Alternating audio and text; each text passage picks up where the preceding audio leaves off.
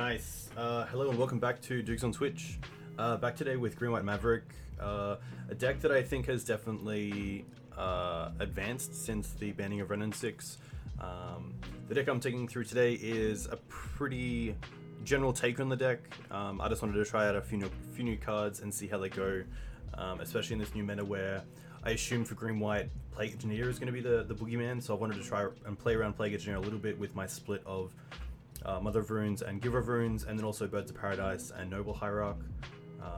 I've also brought back the Stoneforge Mystic package into Maverick, so I wasn't the biggest fan of Stoneforge Mystic in the Ren meta, especially where we weren't playing Batterskull, and Stoneforge Mystic was kind of just a bit of an overhyped equipment fetcher. So happy to see Stoneforge back. Happy to play just 2 Stoneforge and 3 Batterskull, especially in a deck with Cradle. Batterskull isn't really a card that gets locked in our hand for too long, and with Mana Dorks as well, we do have some ways of casting it pretty early on without Stoneforge Mystic, which is nice. 4 Thalias is pretty standard. I was playing 3 for a while, but I really like just having the 4th now, especially with a lot of sort of blue decks back in the format, especially blue-white. Thalia, Heretic, Cathar, just a card I want to play with as well, because I've seen a fair amount of Sneak and Show online, so wanting a card to kind of hedge against them, which also seems really good against the other fair decks that are going to be probably showing up, seeing that the Ren's now gone. My Silver Bullet package for green-white is pretty standard. The 2 cards that are probably not so standard are Tireless Tracker and Questing Beast. Tireless Tracker going in and out on occasion. The one downside is that I think right now we're probably going to be in some sort of Bolt meta, which is not the greatest when we have Tracker, but there are ways to play around it if we're patient. So hopefully we can do that. The one Sylvan Library adds to the Green Sun Zenith package to kind of bring a bit more consistency to the deck. So of course we are a pretty fair deck. We don't have things like Ponder or Brainstorm to really filter our draws. So Sylvan Library is really nice. And there's a lot of decks that we can bring it in against where we're not going to be pressured too much early on, so we can actually take a fair amount of hits from Sylvan Library to kind of get that card advantage to grind out a win. To the mana base, it's a pretty stock standard mana base. We're playing 7 fetches, 3 Savannahs, 2 Plains, 2 Forest, and a Dryad Arbor. 4 Wastelands, 1 Karakas, 1 Canopy, and 1 Gaea's Cradle. Pretty stock standard, nothing too special there. To the sideboard for removal, we have 2 Council's Judgments, 2 Path to Exiles. Paths are for the Delver decks that aren't running basics, but also for things like Marit Large if they're still around. Council's Judgment only for Trinam Nemesis, Plague Engineer, any sort of pesky Planeswalkers or enchant or artifacts like Equipment as well. It's just a really nice all-round kind of removal spell. Graveyard Hate. I have kind of dropped off the 4th piece of Graveyard Hate, being the 2nd Faerie Macabre, so just going with 2 Surgicals and 1 Fairy. Both have advantages and disadvantages. If you want to check those out, you can see them on the Green Sun Zenith on the FAQ page. I believe there should be a bit about it.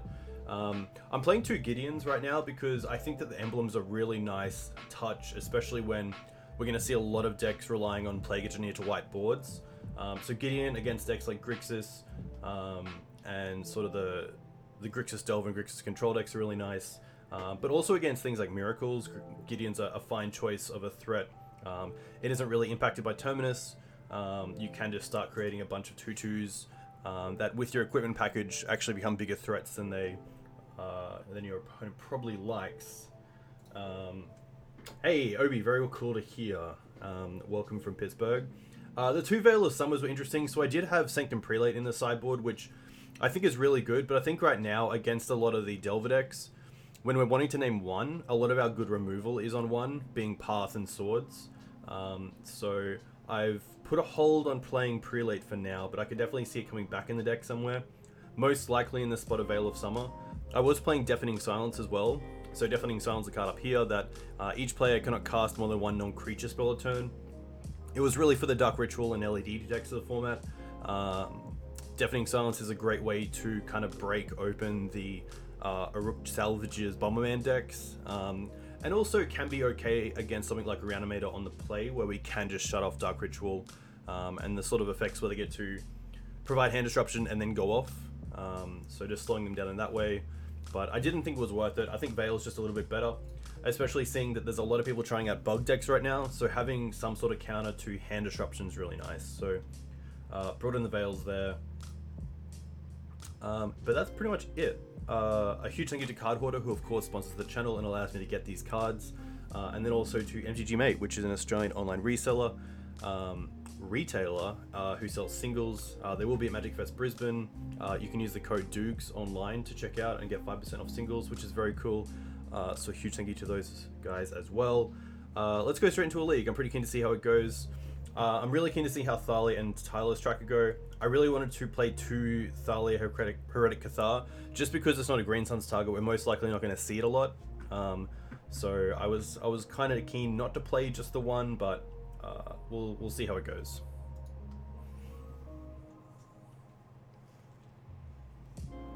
I took this for a league last night, a little differently. Went 3-2, going down to Delver and I believe Storm, but the other matchups were pretty tidy.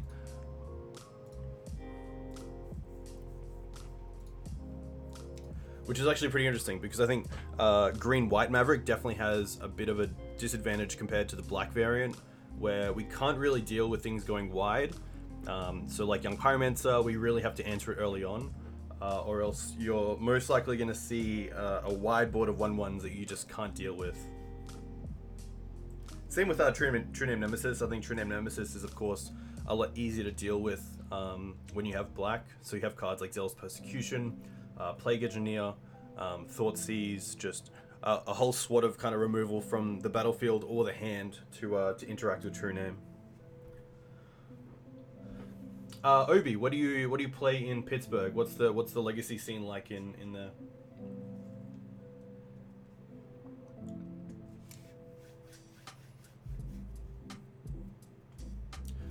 I saw that Duplicator was on top yesterday, but it looks like Ulandon's come back with 19 trophies to tie it up. So Ulandon obviously wanting to keep on top. Just a hell of an amount of trophies.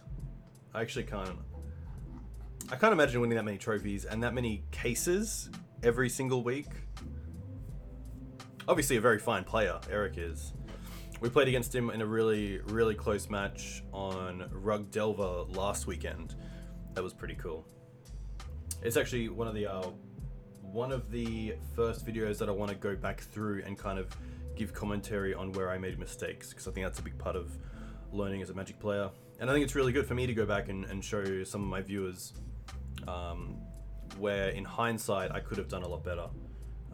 Even little things like sequencing, like I remember even little things like attacking with creatures first before I actually I just lost my train of thought. Is Maverick even any good? I have the deck in paper, but it seems so outdated. I think the great thing about Maverick is that with the Green Sun Zenith package, you can pretty easily tune it to not be too outdated. I think it's put up a lot of results recently, which is nice, especially with the Legacy Premier League. It sounds great. I'm happy just to get a Savannah, because we have enough lands that we're not really susceptible to Wasteland, for a Dryad Arbor, and then try to get some mana going straight away with Scryb Ranger and Stoneforge Mystic. Scryb Ranger really nice because you can untap or return the Dryad Arbor.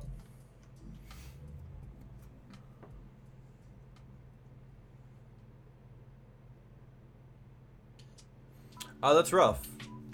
That's really rough to hear. We have we had a really good scene in Brisbane, where I'm from in Australia, and we had sort of 2 stores doing 3 nights a week. So right now we kind of have the issue where I think a lot of people are either not turning up because they're not firing anymore, and then just kind of scared of coming into the store, it not firing, and then going home and wasting the whole night.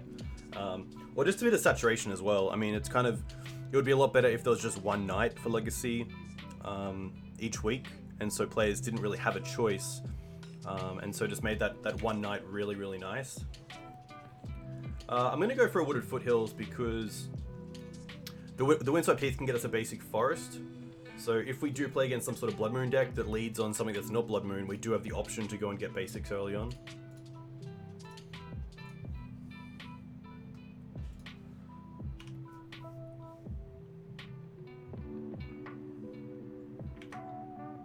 its final nub. I'm not too sure what they're on. Once Upon a Time, okay. This most likely makes me think they're going to be on some sort of Turbo Depths variant.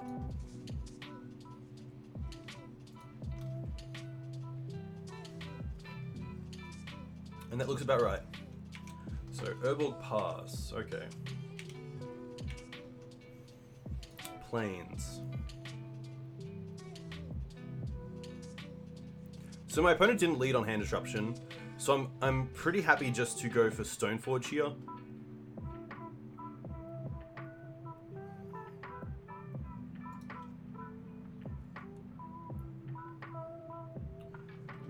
I think we pretty much get a...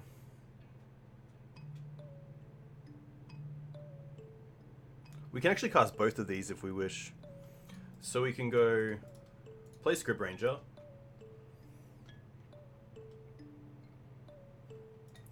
Tap this for white, untap the Dryad Arbor, return this.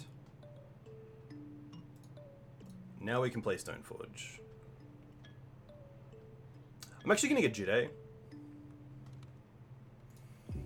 If my opponent has kept a hand that they want to play sort of like Dark Confidant with, or even Hexmage, I kind of want to make sure that I can get rid of them early on, but also have the option to gain some life and get above 20 life, because I want to be able to save myself from at least one swing from the Dark Depths combo.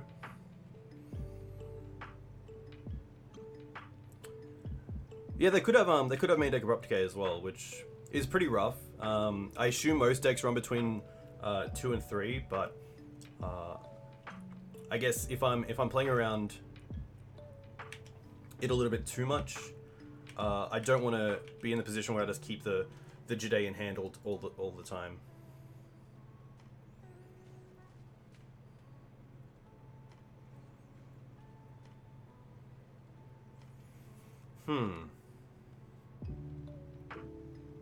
So I can actually swing with the Jitte this turn, because I can cast the Jitte.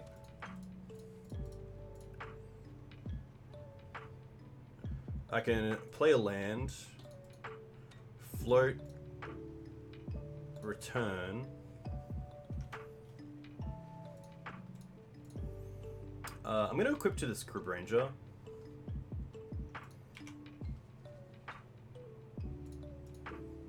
Attack with both. It's not like they have crop rotation up, which is really nice.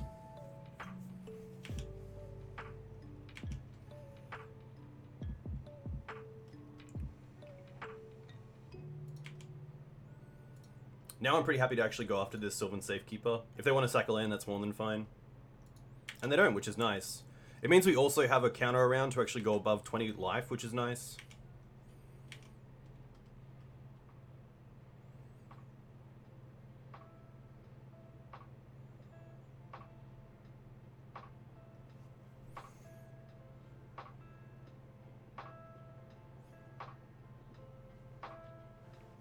Yeah, Batterskull is really nice as well. Batterskull is great because it does gain you the life. But of course, Jitte is nice as well because it interacts with your opponent's creatures. So I think one way my opponent would have run away with this game is that if I didn't get Jitte and they ran down a Dark Confidant, it would have been pretty rough. Interesting, so they pitched a Dark Depths to the Mox Diamond, and now they play a second Dark Depths, okay.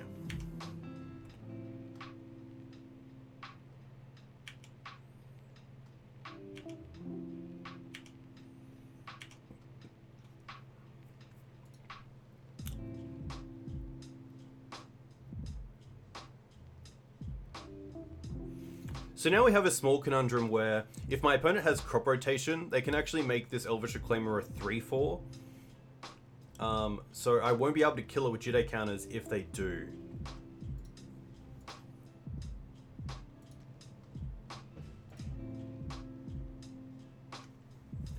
I can cast this Tireless Tracker and make a land drop, which is nice.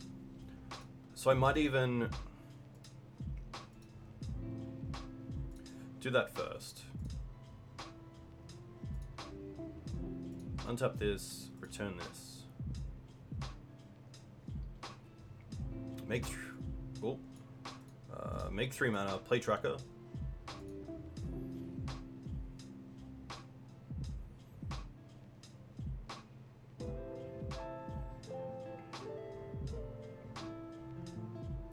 play a fetch land, because now I get to trigger the tracker twice, and hopefully draw into something like Swords to Plowshares in my following turns. I definitely like attacking here, even if they have some sort of crop rotation into Thespian stage to block with Dark Depths. I'm gonna try to get counters with this Scryb Ranger.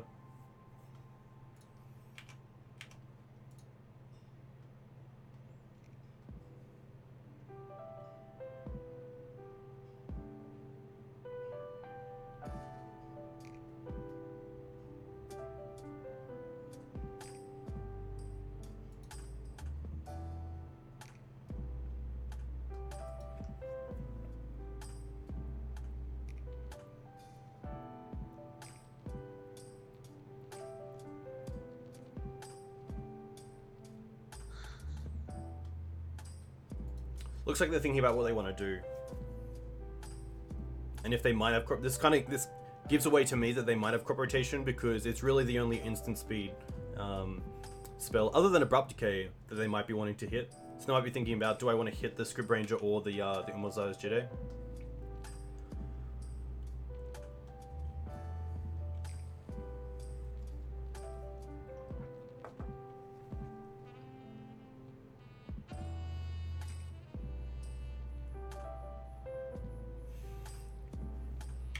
But now it's a case of, do I want to play around crop rotation or not?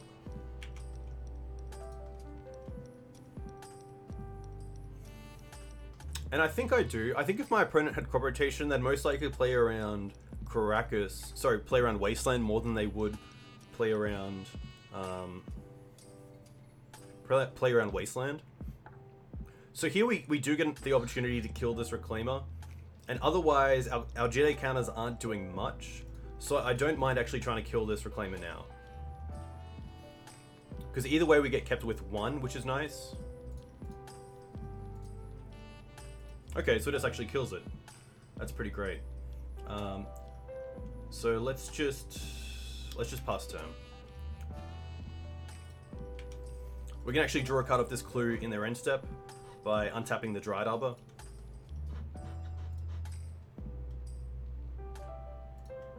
Decay on the Scryb Ranger, interesting.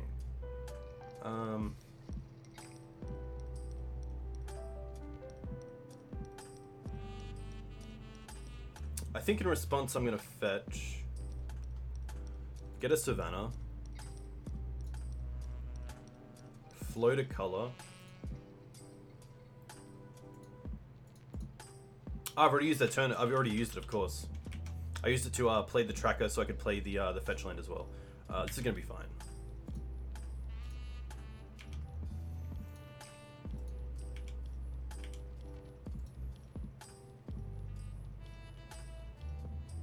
Thespian stage. Okay, so they have the combo.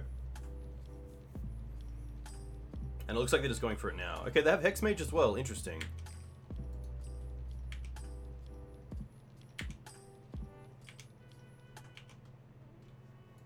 Birds.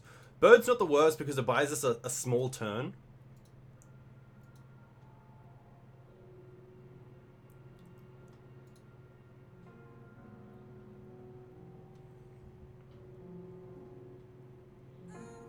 I feel like we want to play a land being Savannah and then attack with the Jitte.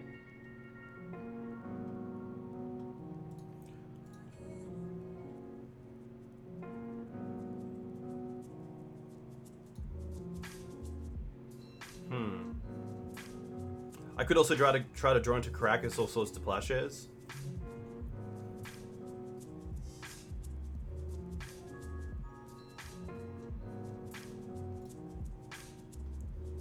If I draw into Cradle as well, it's a pretty great draw, because then we can equip and also play Bird.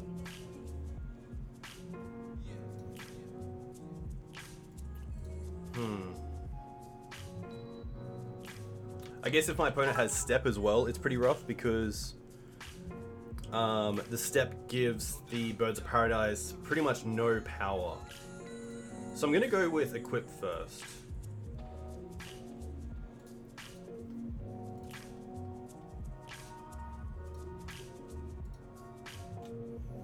Play a land, trigger the tracker.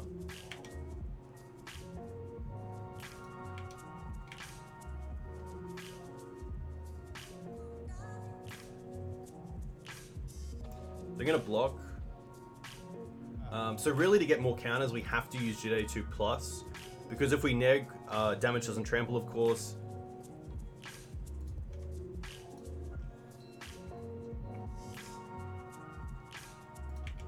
And this still gives us enough to take a hit, which is nice.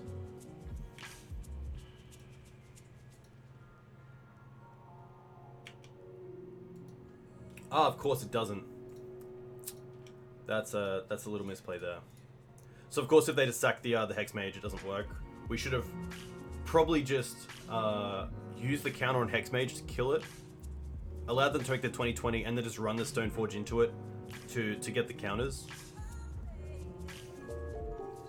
This is my first time catching a stream live. Hey, little Nikki, thanks for the follow. Let me know where you're from, if you play Legacy, what you play in Legacy.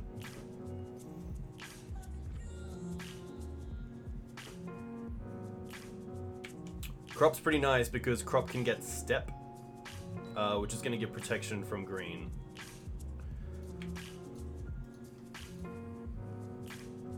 Nice. So, unfortunately, that little misplay was pretty rough because it would have given us another turn, but that is life sometimes. I love the Veil of Summers because of Abrupt Decay and Thoughtseize. I love Palace Jailer. Path to Exile is great. Night of Autumn's interesting. I don't think we need it. Council's Judgment, I don't mind it, especially if they're bringing in something like Palace Jailer. Questing Beast can go. Most likely, some number of Thalia can go. Gaddock Teeg can go.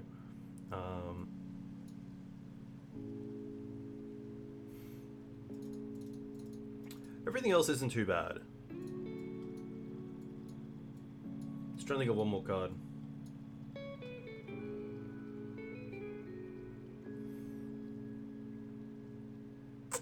It might even be something like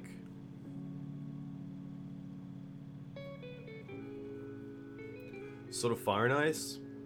I don't see myself really being able to attack with it, and I think if I'm attacking with Sword of Fire and Ice, I'm definitely winning the game already. So maybe I'm happy just with 2 Stoneforge and 2 equipment. But yeah, Green White versus Green White Black is very interesting. I really like Green White Black at the moment, especially with the outs you get. So against combo, you get Thoughtseize. Against the fair decks, you get Plank Engineer. You get Abrupt Decay or Assassin's Trophy for both. This hand's fine. Turn 1 Giver, turn 2 Scryb Ranger. We also have Karakas, which is nice.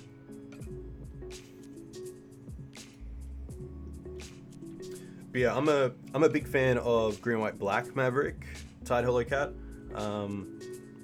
But I haven't done much testing with Once Upon a Time. Definitely a very interesting card to try out in this deck. I've seen a few players actually do really well with it, which is nice. I think the best thing you can do with the new card is actually test it. There's definitely a few players who might see a card and then just say that's not good enough and stop right there. Hey, Cafe Groot. Hope you're well. Hope you're enjoying your weekend. So it's great to see players actually, go out and do the work and make use of a card and see if it's actually good enough or not.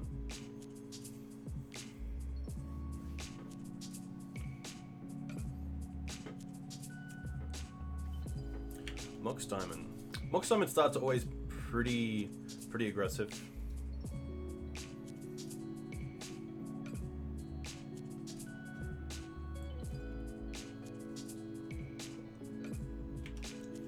Interesting, just nothing. Swords is a great pickup. I think here I might just hold up the Scryb Ranger.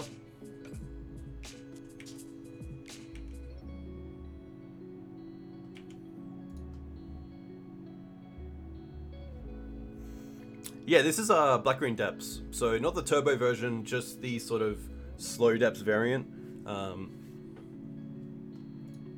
Decay is gonna be fine. Unfortunately, Giver can't give protection to itself. Medium depths.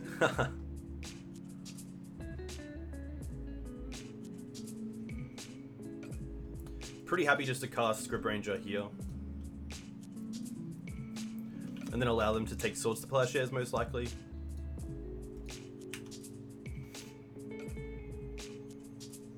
Scryb Ranger works really well with Tireless Tracker. The ability to always have a land that you can drop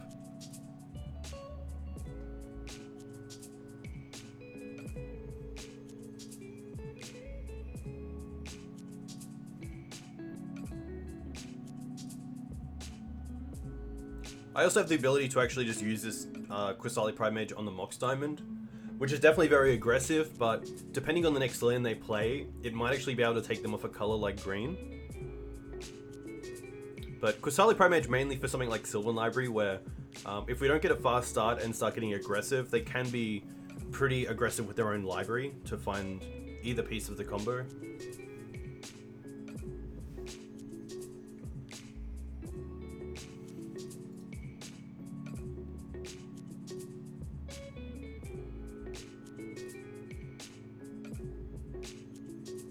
Oh wow, okay.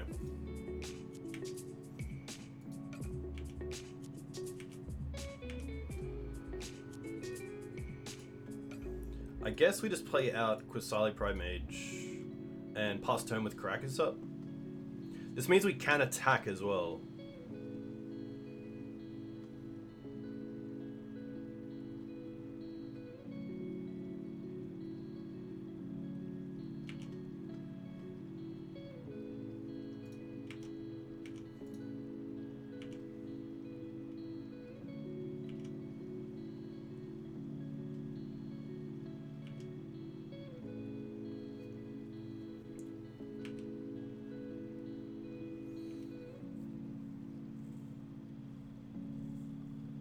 Yeah, it's fair enough. I think because they bring in enough interaction with us, the game slows down a little bit more. So Tracker allows us to kind of stay in the game where it might go a bit grindy, but there definitely is merit to keeping in Thalia. It's just always rough if they are a deck, most likely playing Karakas, that if they do have a crop for Karakas, then the Thalia is pretty dead. But there's definitely merit to wanting to Wasteland them or keep them off it. Interesting.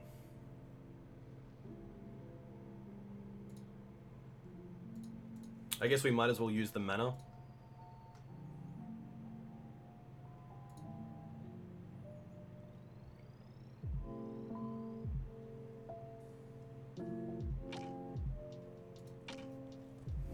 But pretty tough. The hand disruption really hurt us because it took our second piece of interaction.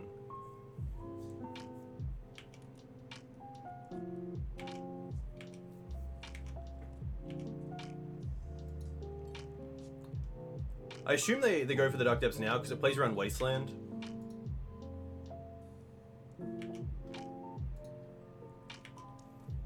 Alright. Windswept Heath.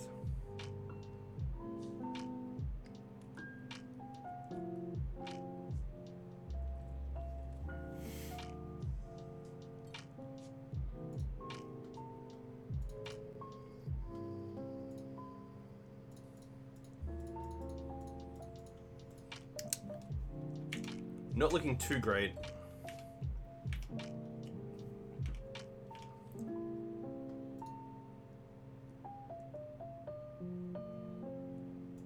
Rough. And then just have it. So that's down our first game to Green Black Depths, which is pretty rough. Maybe I should have been a little bit more aggressive with my keep, but I thought having both Karakas and swords was pretty good. But of course, Thoughtseize and Wasteland made pretty easy mincemeat of that. Game 2 against Miscanthus. And this hand's sweet. The Questing Beast is pretty fun to play with. And having access to early mana acceleration through Noble Hierarch is really nice. So I'm definitely going to keep this. The one thing I really like about the double fetch starts is that our opponent is really good.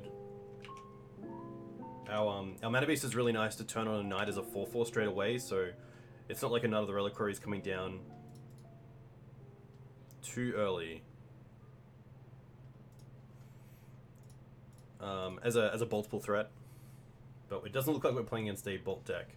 Maybe even another Depths deck.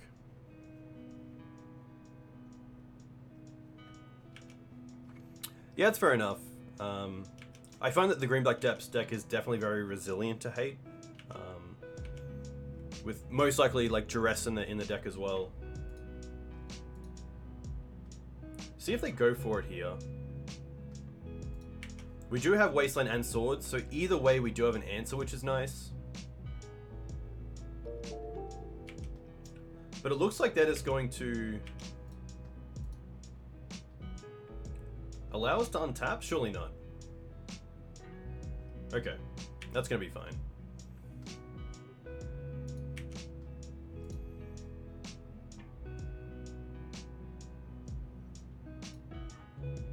Hey, fanboy MTG, thank you very much for the follow. Let me know where you're from. If you play Legacy, what do you play in Legacy? So we do have the swords here, but I think the better play is to play... we're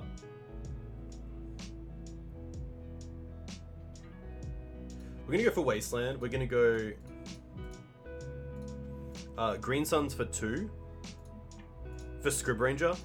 This way, if they have something like Not of This World, because we're not sure what actual version they're on yet, we also have a blocker this way. So we can go for Scryb Ranger, and now we can use this ability to untap Noble, returning the Savannah, and use the sword.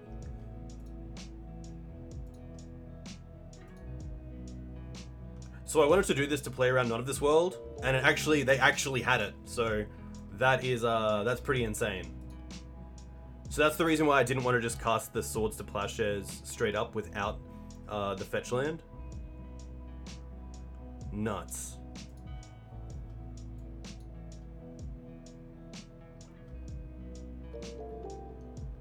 Hey, Jeffrey Freeman, 80, and Dark Poet Bill, thank you very much for the follow.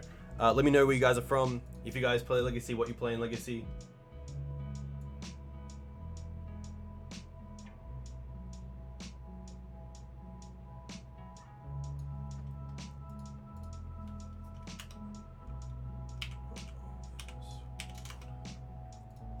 So that's going to resolve, unfortunately. We can't do anything else, we'll just pass turn.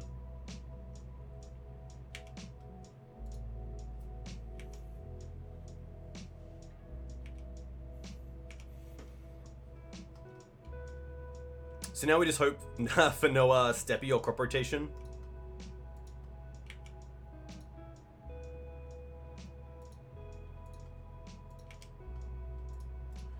But it's looking pretty bad. I mean, we can Green Suns for a Birds of Paradise to try to save a turn.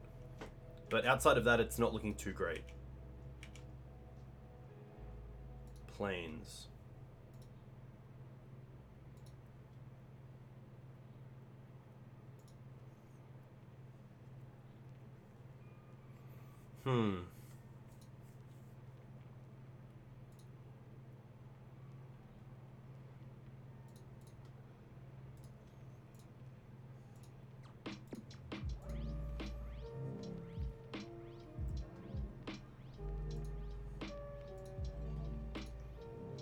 Do I care about taking them off land here?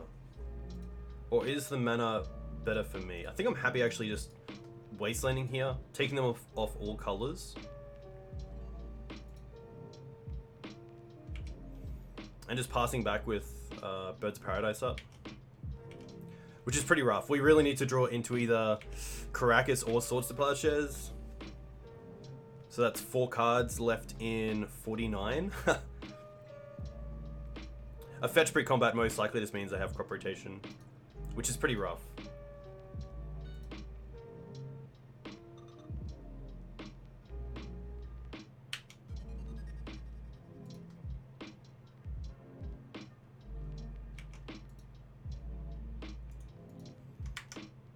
See what they name. Most likely green.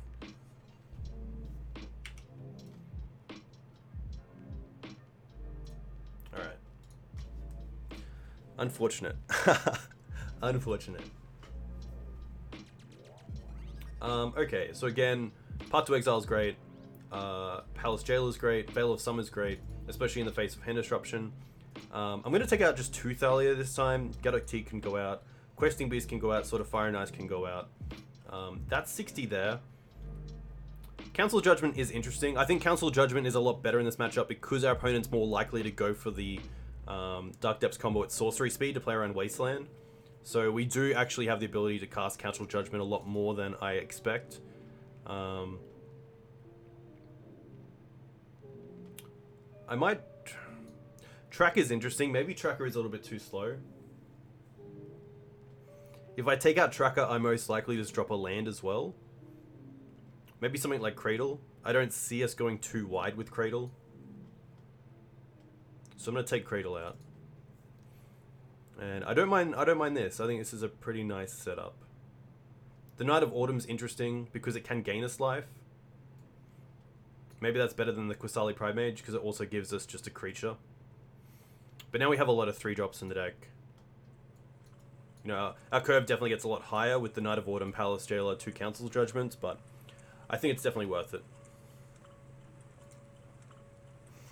Yeah, I think Reclaimer in Maverick's looking really strong. I'd love to see someone come up with a really nice green-white Elvish Reclaimer version.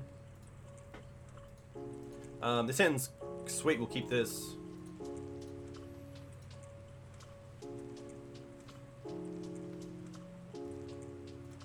Ooh, cold coffee. Alright.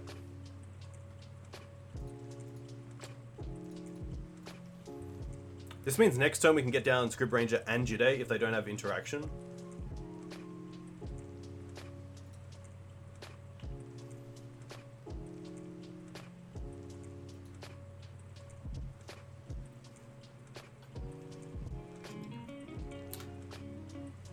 Ooh, Pithing Needle, okay. Don't name Birds of Paradise. It is a mana ability. Wasteland, okay.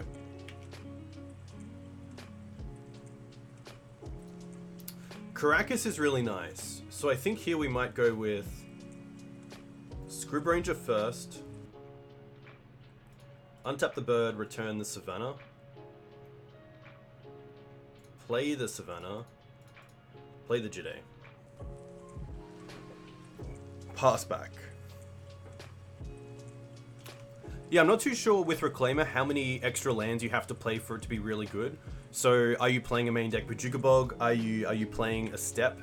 Or are you just kind of relying on some value cards?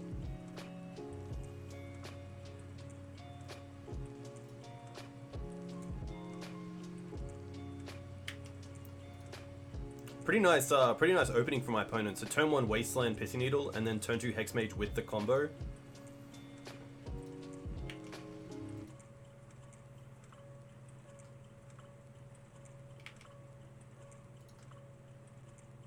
So hopefully we don't also see Not of This World. I guess if we draw Thalia, we can cast that first. And then they can't cast it. Ooh, Batterskull, okay. Well, I guess we go for Karakas first.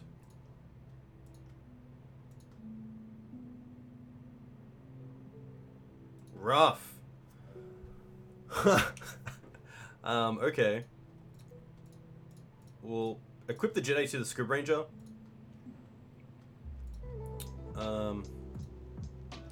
So here's the thing. We can attack with the Scryb Ranger and throw it away, but that doesn't play around.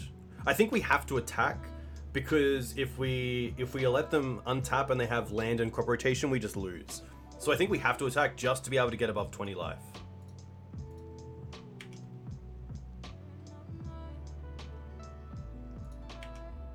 That hopefully should give us another out as well with another untap with Karakas, which is nice. But it's definitely tough. So I'm definitely just going to I'm just going to gain 2 life now. Just in case of some like ridiculous card. I do also have the option of now untapping a creature and blocking. So I do get more Jitte counters, which is nice.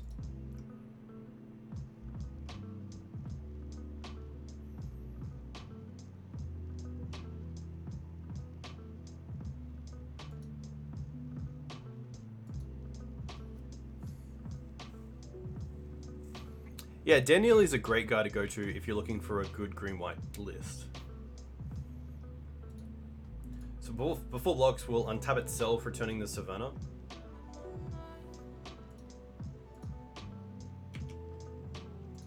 And I'm happy to block.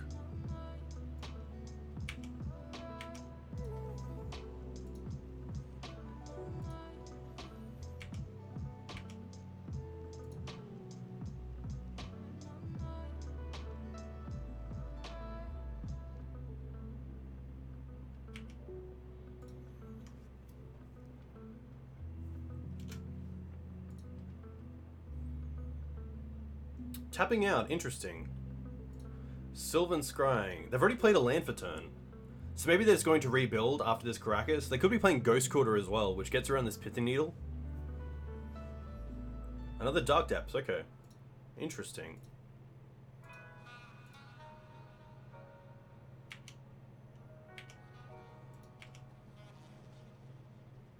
Foothills.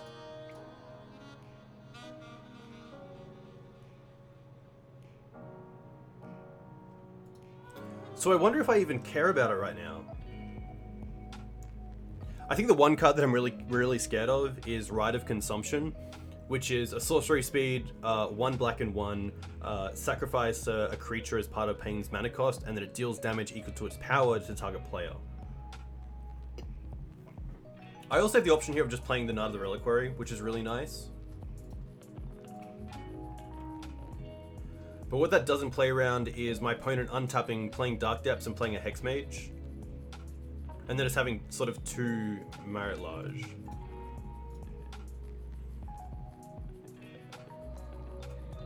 Although they are legendary, so I think there is a case for just... I think there is a case here just for playing Knight of the Reliquary.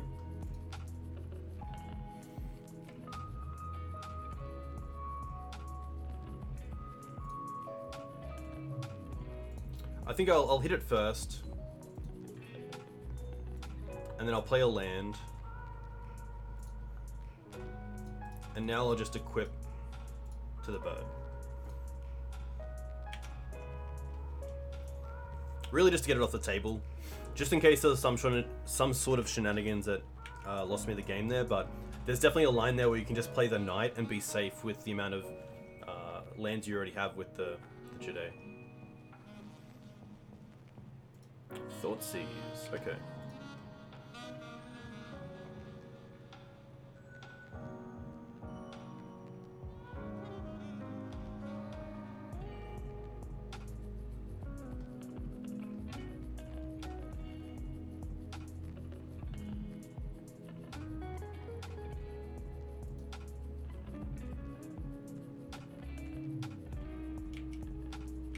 Interesting, just passing. Another land. I think I'm happy to attack.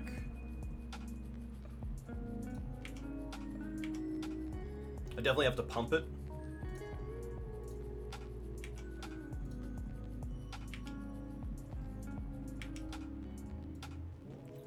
Now I might even just play out the Dryad Arbor and pass back.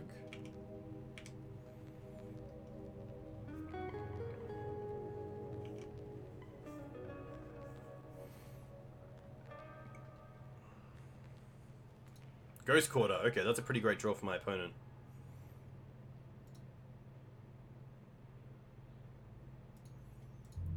Floater mana.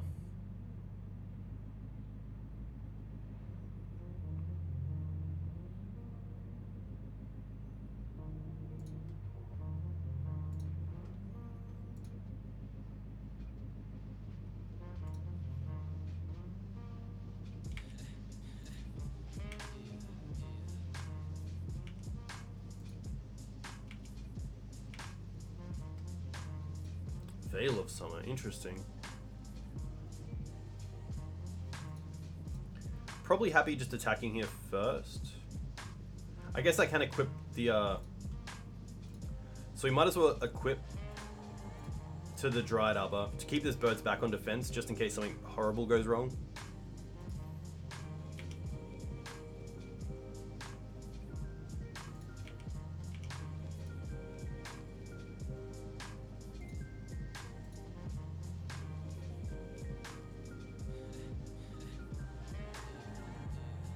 I'm actually going to get a little bit aggressive with this Jitte.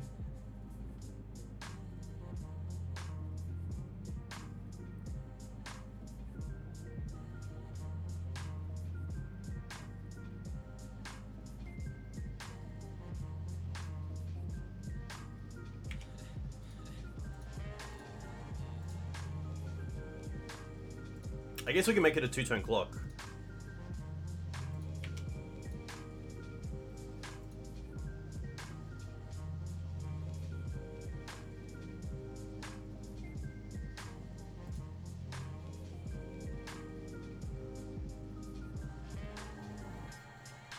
A black, and a green. Interesting.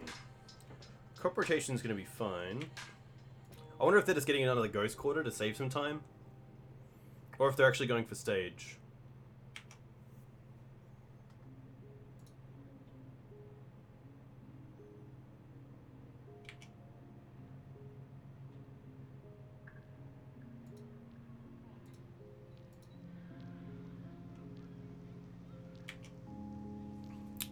Did I do this before blockers? Surely not.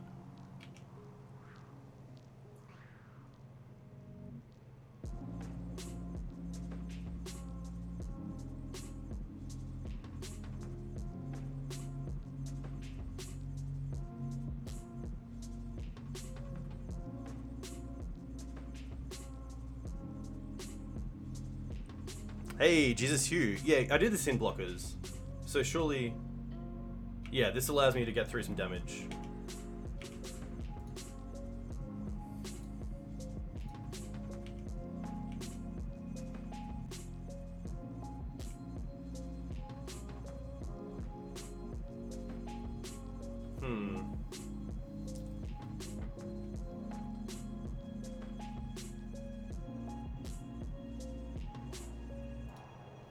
Jukabog's fine.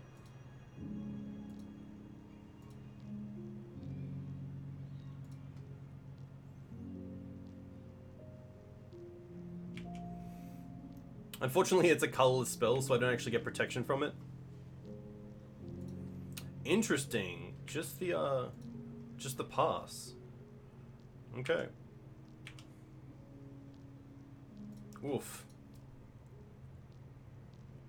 Do I want a swords?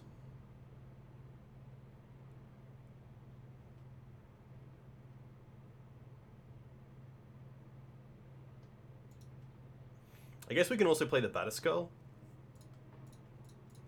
which I don't mind. And then hold up swords and veil.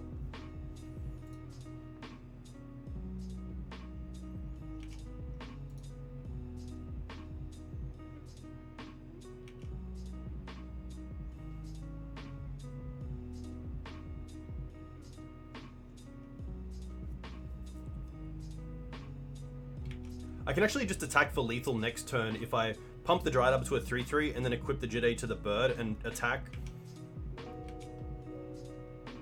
Because either way it's 7 damage if they don't have another blocker.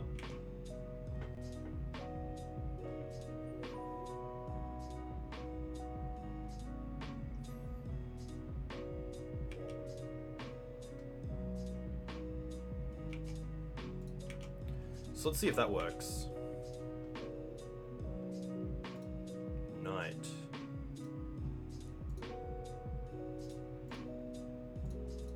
So let's go pump him up and then equip to the bird.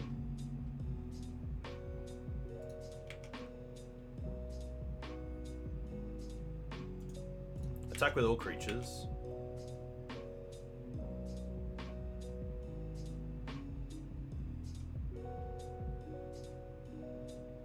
They block here.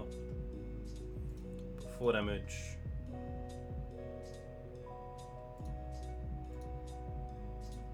This should get through 7.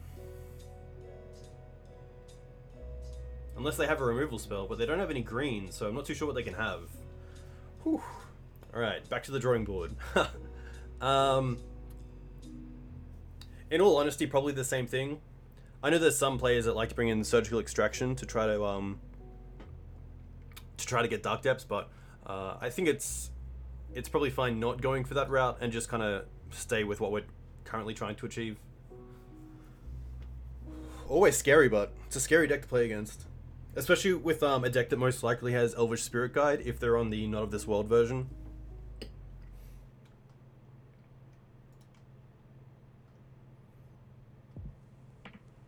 I mean, maybe seeing the Pithing Needle, I should have brought in the other Qasali Pridemage and not just relied on Knight of Autumn and Council's Judgment as my removal for it.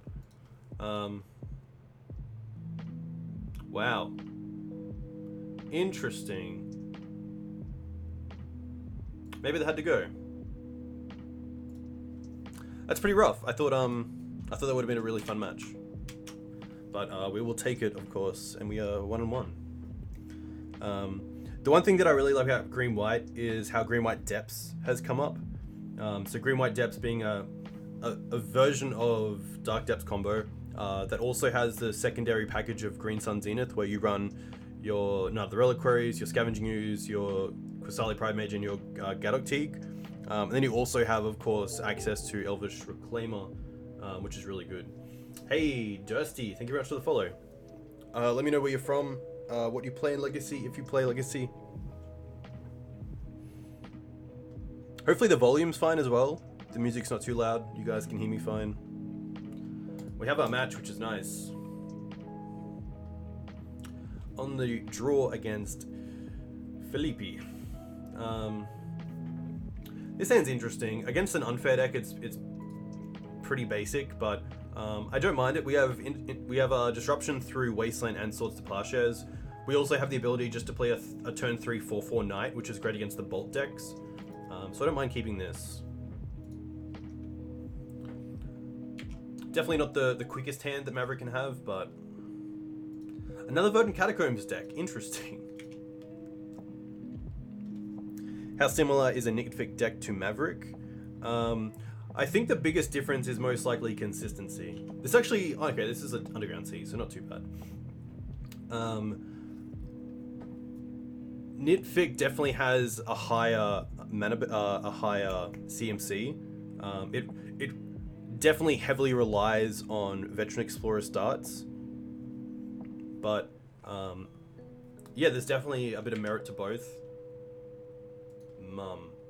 So I do have the option of Wastelanding here, but I think I'd rather just try to get this online at this point.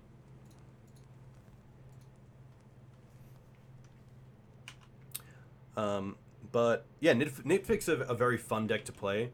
I think it actually has similarities to Death and Taxes, where if D&T doesn't start with Aether Vial, it's a very different strategy from there on out. And it's kind of the same with Nitfic, where if you don't have an open of your Cabal Therapy, Veteran Explorer starts, that you can really struggle to actually apply early pressure.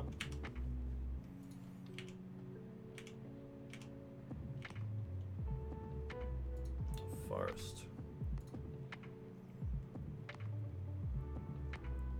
I think I'm happy just trying to get this Knight down as a 4/4.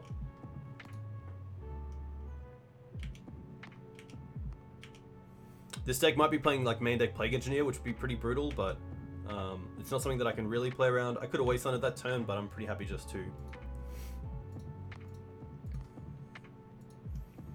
Honestly, I'm happy kind of just blocking here and giving away the Mother. If they have removal, at least they're not using it on the Knight, but I guess it could give protection anyway. It's really just calling the bluff. Because Abrupt Decay is most likely their biggest piece of removal. Although Fatal Push also does it.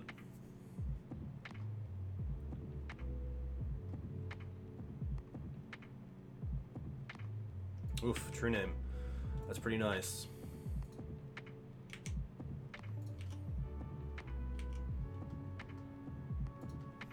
Stoneforge is actually pretty nice because it allows us to play around days.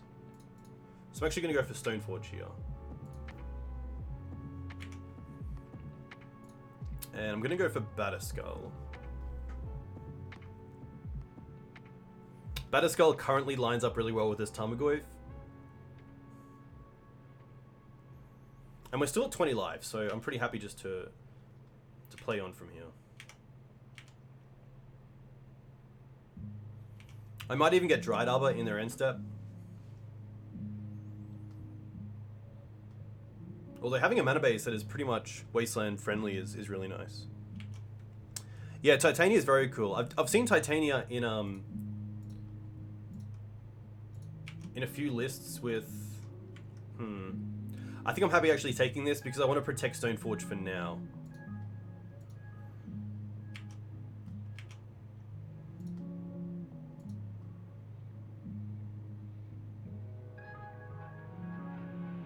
Oko, wow.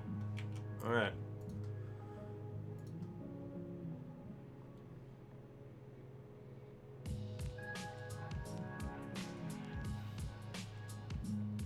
Oko's pretty rough. Well, I'm pretty keen to keep the Stoneforge around for now. I don't really want the 3/3. I think that Stoneforge Mystic did get a bit better since the Ren banning. Ooh, we can't go for... I was going to say we could go for... we could go for... Questing Beast there, but we actually can't. So I think we'll fetch first. Go for a Savannah. See if this Night resolves, and then see if we actually want to attack the Oko or not. It's going to resolve, okay. That's actually pretty nice. So we'll attack Oko.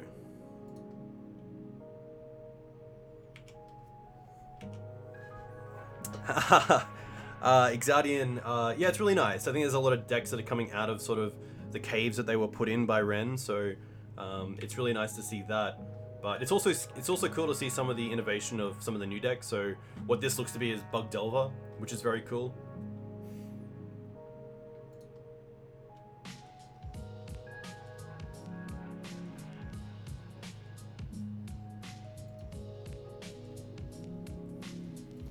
We even have access to Cradle next turn, which is pretty nice.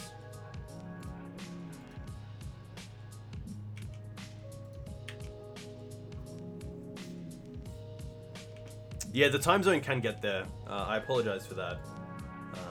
It's kind of unfortunate being Australian at times, but Oko is just going to tick up to create a food, which is fine.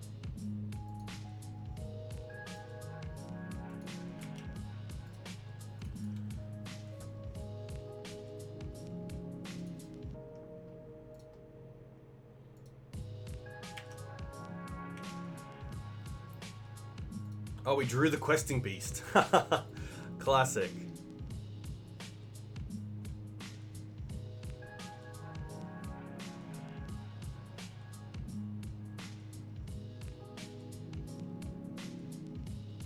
So there's a few things we can do here. We can Green Suns for Scryb Ranger if we want. I'm trying to think if there's a way to actually attack with the Batterskull this turn, and I think there is. Because if we play a land,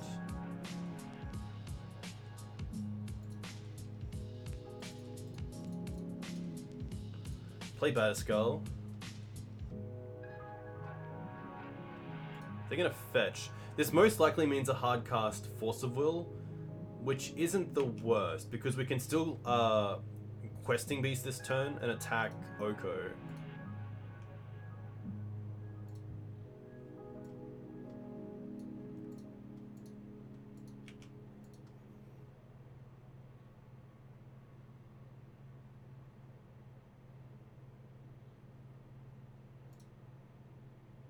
I'm not sure why I hardcast that. We have the Stoneforge Mystic. That's pretty rough. That's a huge misplay. That's really just tunnel vision. Stoneforge can put in the Batterskull. That's 100% correct. So what do I want to do here then? Yeah, big punt. I apologize for that. Maybe Screws actually isn't the worst.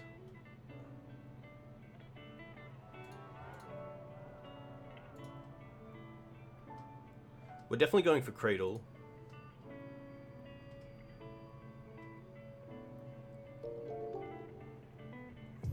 Hey, Tazanil, thank you very much for the follow.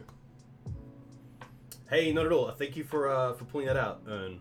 That's really nice. So I think here we just go for Ooze, unfortunately.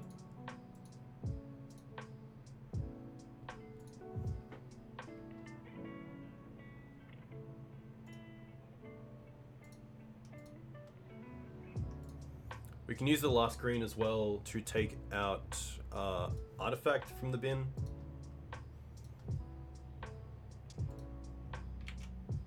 But now we just have to pass turn. Yeah, exactly. It's about sending a message with the hardcast Batterskull. It's I like that chain of thought. Ponder first, okay.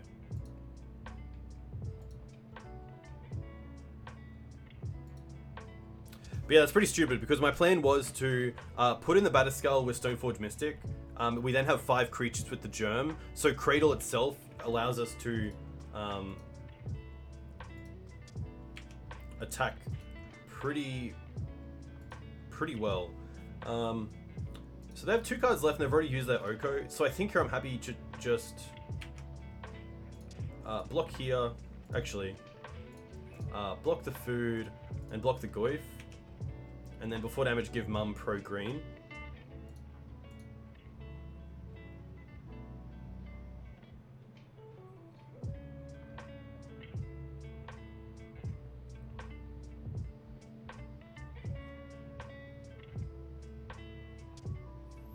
We're getting very close to just being able to attack for lethal as well, which is pretty cool. 4, 9, 10, 11, push. Okay, push is going to be fine.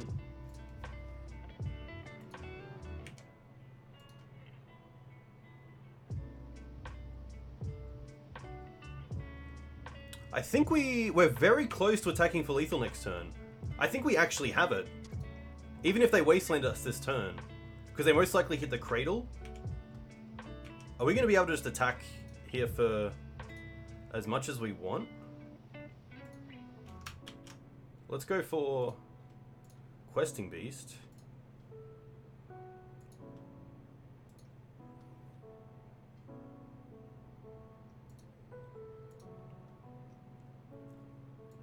We can now attack for 1, 6, 7, 8, 9, 10, 11, 12. And we can eat 1 creature. So close.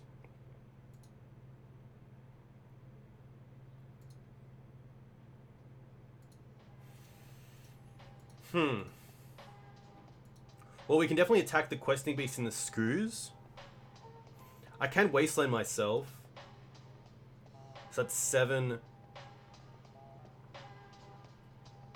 11, 12, 13, 14, 15. Yeah, we still can. Okay.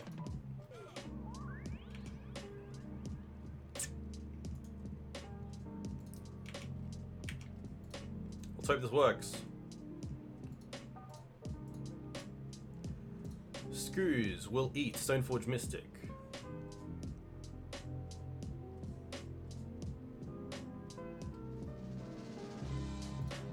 And now even if they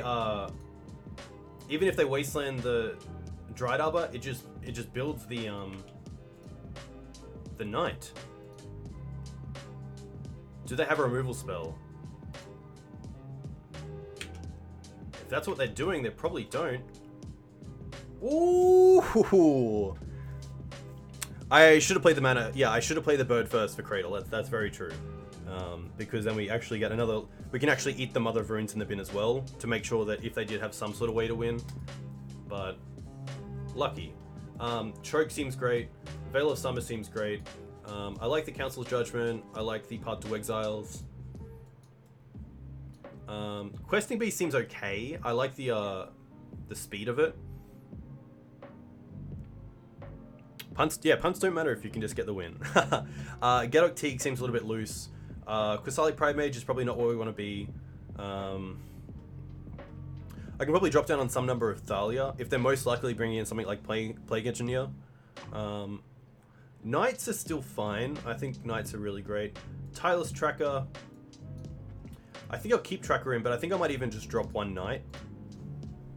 Jailer seems fine. The issue with Jailer is that it seems like this is a deck that can get the crown pretty easily through True Name, so I really rely on these Council's Judgments to get rid of them, so I don't really like Palace Jailer. I think that Maverick really relies on consistency, and I think the crown brings a lot of inconsistencies to the deck against decks that play True Name, so if I had more removal for it, if I was playing black with Plague Engineer, I'd be pretty happy to, but it really depends. Yeah, QB can also block True Name Nemesis, which is really cool because damage cannot be prevented. So even if the creature has protection, it can't be used that much. This is actually an interesting one.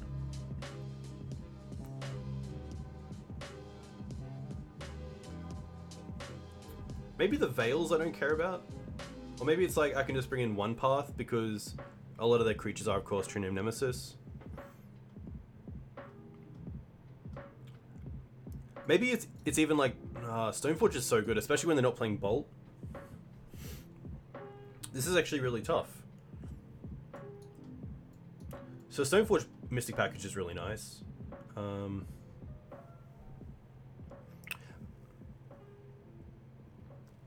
Yeah, Stoneforge Mystic fetching an out to True Name in sort of Fire and Ice is really strong. Veil's really nice. Maybe not so much on the draw. Maybe it's better on the play, because we can't hold it up turn 1. I guess we can, but it'll be there turn 2. But this is a deck that I assume is playing Hinterturak, so I'm very keen to at least have an answer for that.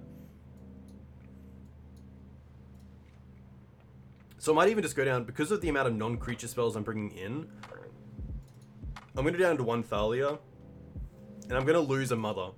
Just to play a little bit around Plague Engineer or Liliana Last Hope, and see how this goes. And then if we get a game 3, we can come back and sort of look at what they brought in, if we saw any sideboard cards, and maybe adjust from there. But I definitely like keeping the deck pretty consistent to what it is in game 1. But it's pretty rough when you have so many good cards that you can bring in to kind of make it a little bit more favored. This hand's great. We'll keep this. Have a great mana base that can play around Wasteland. The choke's going to be a nice one, and the giver's going to be great as a turn 1 play.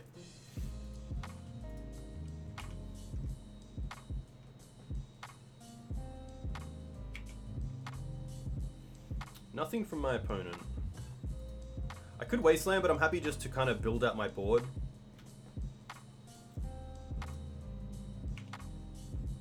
Might as well 6 here because Giver can't protect itself, unfortunately. But it will require a removal spell down the line.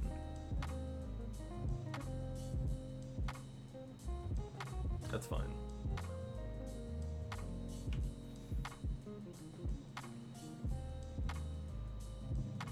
Brainstorm, interesting. Will they hit a fetch land?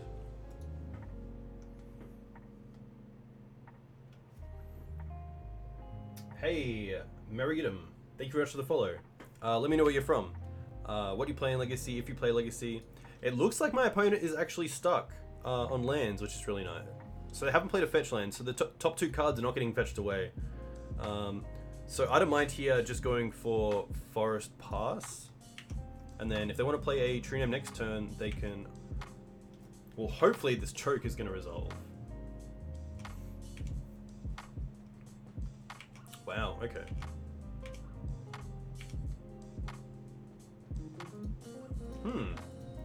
Interesting. So I can play a turn slower and play around Days and just play Noble Hierarch for turn. And now we also hold up Swords to Plowshares, which is kind of nice. I don't really like slamming the choke when they have open mana. I'd much rather them tap out for something.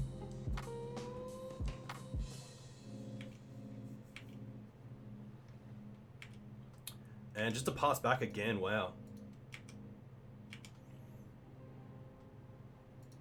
Oh, Scryb Ranger is really nice. Scryb Ranger means we can hide this land here.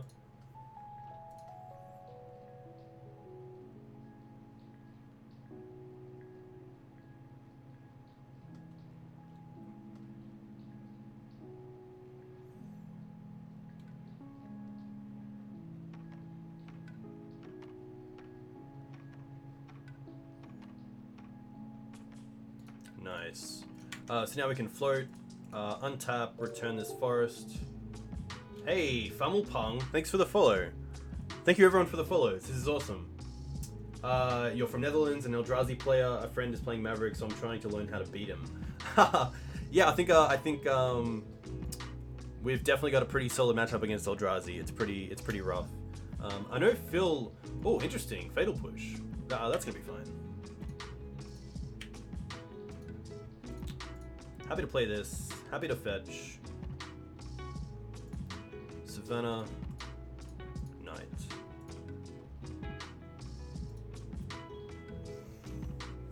Hey, thank you very much. That's really nice. Days is pretty rough because we have been playing around it this whole game, but it is going to put them back a land, which isn't too bad. So hopefully choke next turn might just hopefully be enough to kind of put a bit of pressure on our opponent, because the Scryb Ranger by itself is not there. Irish Visionary with the sub. for 6 months. That is very cool. A huge thank you. That really means a lot. Another judgment. Attack first.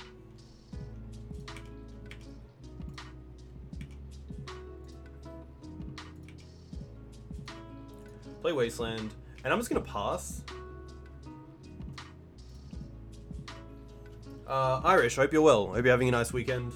Let me know how you've been going recently with Magic. But yeah, to Meridium, I've seen some really nice lists coming out of Phil Gallagher, who's playing a bit of Eldrazi.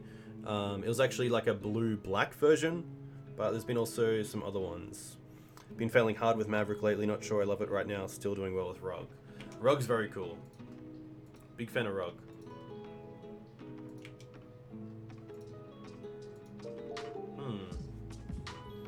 Hey, Aussie Mandiaz 1717. Is that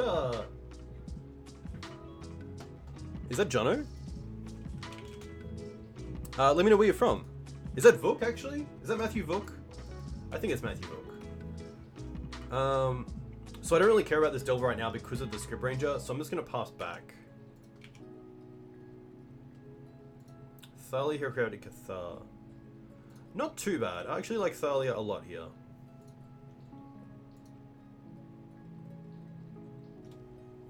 I guess we could have played around double days by actually bringing back this. Hey, thanks for coming in. I really enjoyed your new list that you played.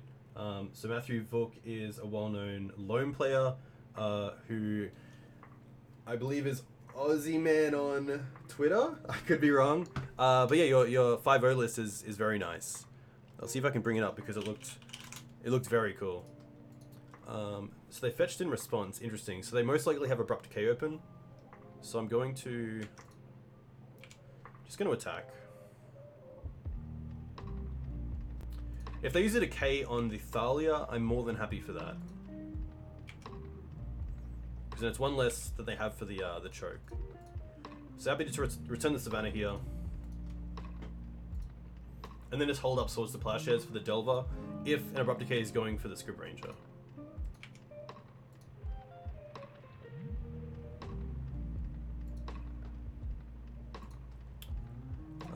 This is going to be fine. So the interesting thing is that I could Wasteland the Trop here to take them off green, but I kind of want to see them tap out so I can play this choke.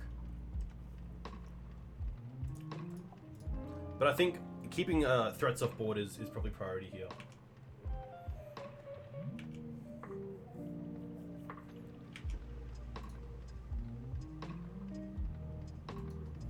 Fatal Push. Okay, pretty nice answer to the Scryb Ranger there. They kind of have to Fatal Push before I can declare blockers, or else we can just block with this because it has Pro Blue. So there it is. So in response, I might just cast Swords.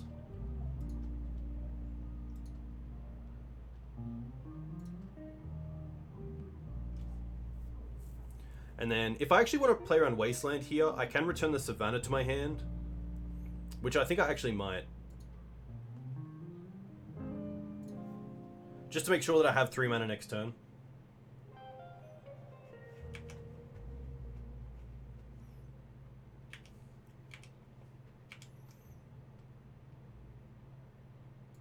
Foothills, interesting. I don't mind just choking here.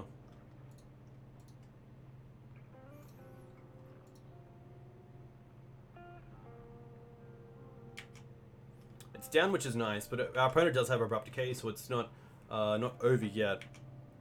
One reason that I really liked playing Rishon and Port in the place of the 4th Wasteland in Maverick for a while was because of how well it worked with choke. Tracker, that's a pretty insane draw. So they didn't have Daze last turn, and I assume they would have Dazed the choke. So I can play the Wooded Foothills to play around Daze, but I don't get the extra trigger off Tracker. But I think I'm going to play greedy and really want that extra trigger. So we're just going to play Tracker and hopefully see it stick.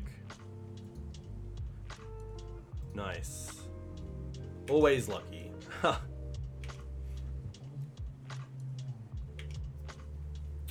Now I feel great about our position because now our opponent might have to use an Abrupt Decay on the choke when really our Tireless Tracker is what's really punishing them.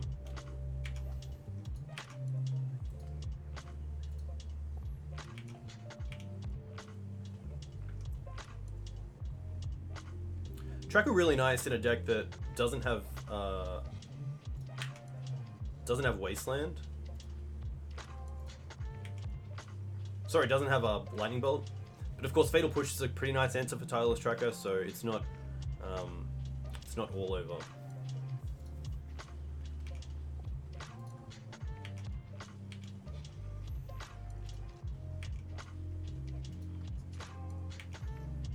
I think Wasteland's like our best draw. Wasteland to take off the Trop.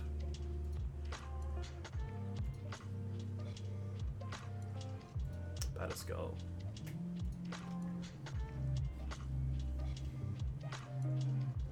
Looking to pay costs. Interesting. Surgical Ignite. Okay. Interesting that they brought Surgical in against our deck. There's no real big Haymaker. I don't think Knight is even a Haymaker against them because of Fatal Push and Abrupt Decay.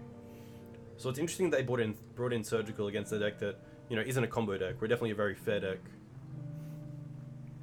Maybe if we had Loam, there might be an argument if they think their mana base is going to be really constricted by that, but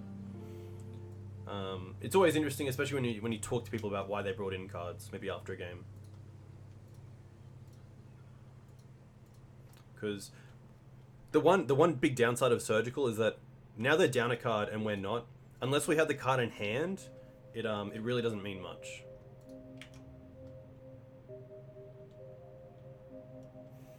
If I really wanted there, I could have cracked a clue to try to find a land drop to then cast the Judgment after, but I was pretty happy just getting rid of the True Name straight away.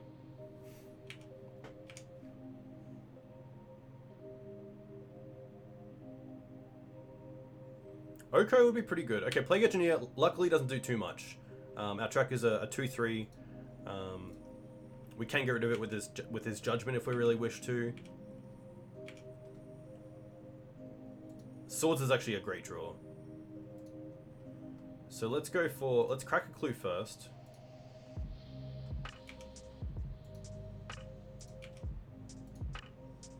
Another Swords, alright.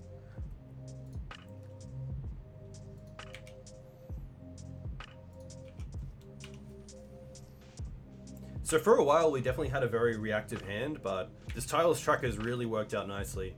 To be able to apply pressure, draw some extra cards, really just do a lot of things other than just be a vanilla 4/3 creature. Hey, still in the dark. I hope you're not anymore because you were watching Dukes on Twitch. A huge thank you. Let me know where you're from. If you play Legacy, what you play in Legacy. We're currently 1-1. We went down to Green-Black Depths, and then we got up against Green-Black Steppes. So now we're playing against what looks to be Bug Delver, which is a very cool deck, very close to my heart. Definitely just float a white here. What my opponent should do here is just pass to the second main phase to cast a creature if they have one. And it looks like they might. Maybe a Goyf. Delver, okay. Not too bad. Green Suns.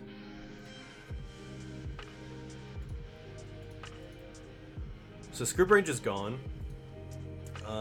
We could just go for Dryad Arbor if we wanted to get another clue. I don't mind cracking the clue first. See if we draw into a land. Wow, okay, that's just value right there. So now I'm happy to attack first. Tracker just so good.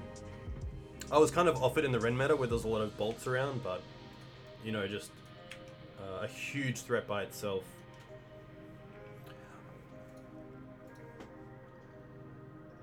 I might even fetch you for a Dryad Arbor, just to play around anything like an instant speed Edict, which I definitely wouldn't say isn't out of the picture against this sort of deck. Hey, Connor! Lemo Boy, thank you very much for the follow. Hope you're enjoying your weekend. I know you've been doing really well with your new, I believe it's a Bant deck? Is it a Bant deck? Hey, Get All Corpse. A huge thank you. We're getting pretty close to my follower goal of 700. So that is very cool. Yeah, Bant Loam looks really interesting. So one funny thing with Oko here is that the Tireless Tracker becomes a 3/3 with 2 +1/+1 counters on it. So it's actually still a 5/5.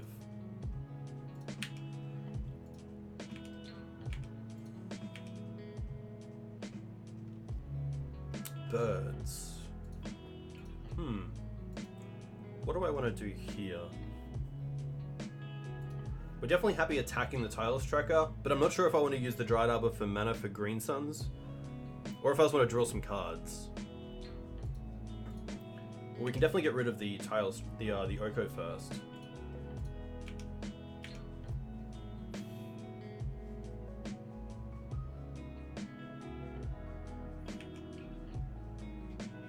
Yeah, very cool. I definitely watched a bit of your footage when I first picked up Maverick, which is very cool. So this is interesting. I think I just want to go for a Scooze here with Green Suns. So I'm going to hold up the Savannah to hold up both the Eat ability and also Swords to Plowshares. But I just want to get the Scooze because if my opponent gets rid of the Tireless Tracker, then we're looking at a pretty slow clock.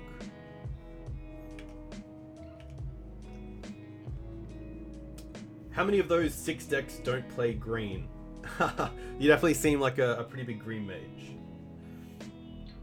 Yeah, Bantblade is very cool. If you want to post your list or your Twitter in chat, definitely by all means share it around because it's a sweet deck. So I don't really want to just use this Swords to Plowshares on the Goyf. I'd much rather just start going after the graveyard. So we definitely have a fair amount of creatures in the deck that aren't doing much else. In the graveyard, sorry.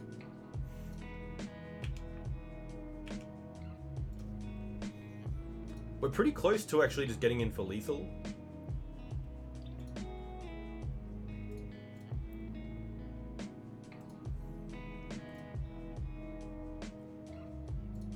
If we use this Council's Judgment, we put them down to 3 pretty much, so pretty happy for that.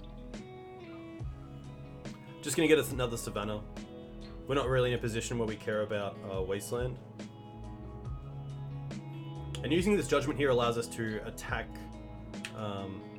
for next to lethal and then not care about a true name next turn. So the Council's Judgment being thrown away on a Tarmogoyf isn't too bad because we're gonna have multiple angles of attack, even if our opponent draws 1 true name, which looks like it won't save them. So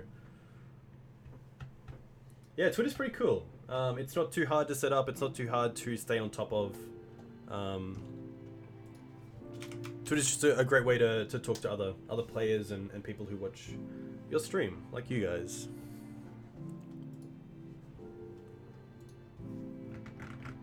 But yeah, for you guys that haven't seen me before, my name is Dukes on Twitch. I am an Australian streamer. I have a site called thegreensonzenith.com, which is kind of all about Legacy Maverick. I usually stream twice a week, usually playing Maverick, but also tend to play any kind of green-based deck, so green-black depths, green-white depths, loam. I do have a YouTube, which is just /c/Dukes on Twitch on YouTube, which has all my recordings and streamed versions of Magic, so if you ever want to reach out to those, you can follow me on there, and then also just Dukes on Twitch on Twitter. And we're currently 2-1, so up against Bug Delver, up against blue-black depths, and down against blue-black depths. I don't want to take that away from Vince. I think Vince, also known as Pleasant Kenobi on the internet, has a pretty great beard. Mine's looking pretty scruffy. I actually got to get a cut because yeah, it's just not looking too great. So we are on the play. Sorry, we are on the draw. And this hand's sweet. So it is a 1-lander, but we do have the double up on Mana Dog, so I'm pretty keen to keep this. The Questing Beast is probably not going to be coming down anytime soon, but we have a little bit of everything. We have Thalia for combo and control decks. We have Stoneforge for the fair decks, along with Swords to Plowshares, so happy to keep this. Probably like a Chalice deck is probably what I don't want to face because it does turn off 3 of our cards already. But Fiery Islet. Interesting. Fiery Islet, probably a card that got a little bit worse with Ren no longer in the format. Careful Study is interesting. It makes me think they're on some sort of... Oof. Okay. I don't know what's happening. What is this? What is this? Does anyone know what this deck is? Is this just Dredge with Fiery Islet? Well, there's one bridge. Fiery Islet. Interesting. I guess it is a land that taps for both looting and breakthrough and careful study.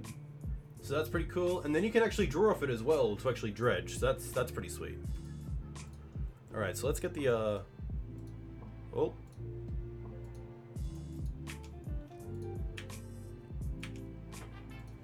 Windswept Heath. Okay. I'm just gonna go for Noble Hierarch here. I could hold up Swords to Plowshares if I wished. Maybe it's better to hold up Swords to Plowshares.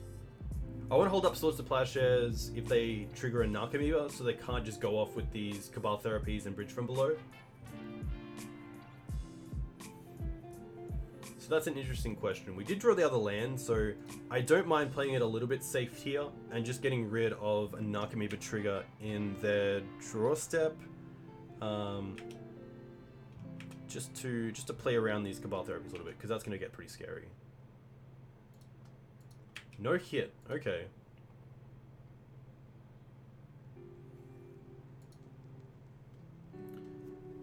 So they can sack this Islet, or they could have another spell in hand with 3 cards in hand. Breakthrough. Okay. Golgari Grave Troll. Interesting.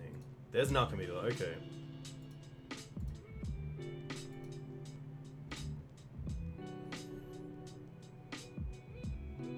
So sadly, I won't be able to most likely interact with Narcomoeba because they will have priority straight up and be able to flash back something like Cabal Therapy. And there it is. So coming back from this is going to be pretty brutal. I think I might even just concede here to kind of not show my opening hand. I probably could have led with the Windswept Heath to give away less, because I think Savannah definitely ties down the deck to most likely Maverick or a green-white based creature deck, whereas Windswept Heath might give away a little bit less.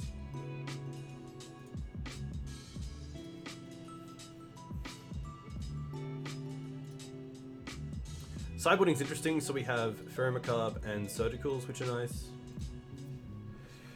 Hey Ari, welcome to the stream. Questing Beast actually not too bad against Dredge because a lot of their creatures just can't block it, which is quite nice. I think Tireless Tracker is definitely a little bit too slow. Gaddock Teeg does stop Dread Return, but I think stopping our Green Sun Zenith is probably a little bit too much of a surprise. Thalia is pretty great, especially because they're legendary. It's a legendary creature, so if you play a second one, you can actually exile bridges, which is nice. Veil of Summer is interesting. I don't mind Veil on the draw. Sorry, on the play. Night of Autumn's okay.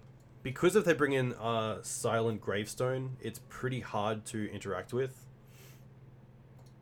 Outside of Qasali Pridemage. I still don't mind the Batterskull package. I don't know if I want sort of Fire and Ice in the deck. This is always a tough one.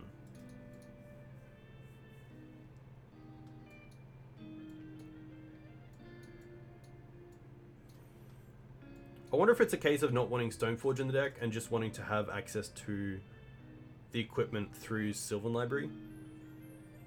I can definitely drop down on something like a Wasteland.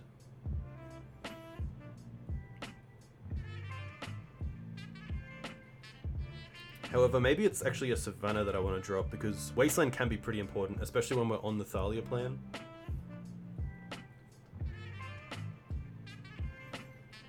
I'm going to drop a Knight as well. Because we don't have Bajuka Bog in the deck, Knight's a little bit worse. So I'm actually going to drop Knights down to 3. Dredge does still play Dread Return, so Gaddock Teeg can stop some of their spells.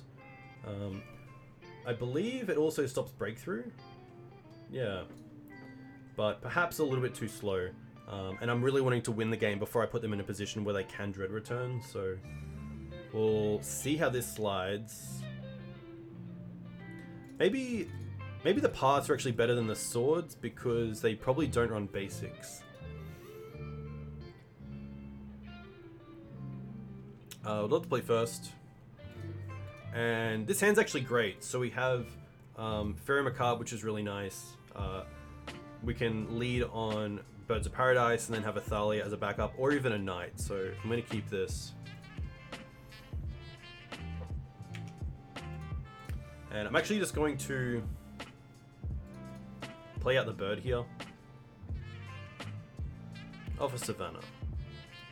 I could hold up the Veil of Summer, but I'm pretty happy that I'm accelerating my mana and also being able to hold up Faerie Macabre, which is a pretty nice card against this deck. It doesn't deal with the whole deck in general, but Silent Gravestone is going to be pretty good. I think a Wasteland is probably the best draw here. Noble Hierarch. Okay, so at least we get to go Noble Hierarch into Thalia.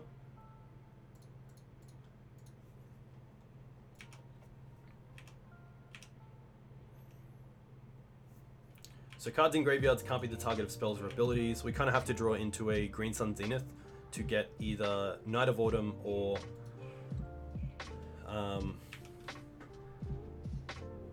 Qasali Pridemage to interact with it.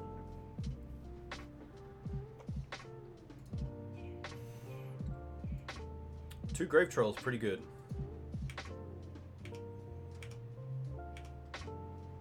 Giver. So we can definitely attack here with Thalia first.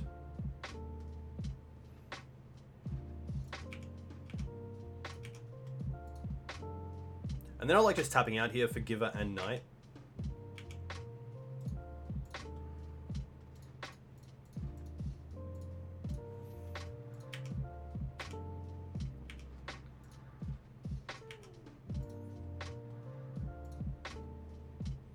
So our opponent hitting one bridge and a Narcomoeba, which is pretty nice. And one Cabal Therapy.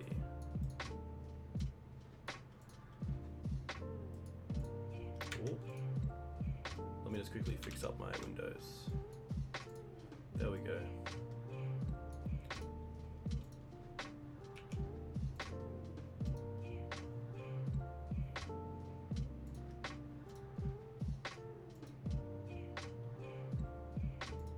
Hogak. Interesting. Luckily, Narcomoeba cannot cast Hogak, but a Bridge from Below can. We do have access to Karakas through Knight, which is nice, so the Hogak isn't be-all end-all, but it's pretty close to it. They actually can't cast the Cabal Therapies here either because of the Thalia, which is really nice. So we do get a turn here.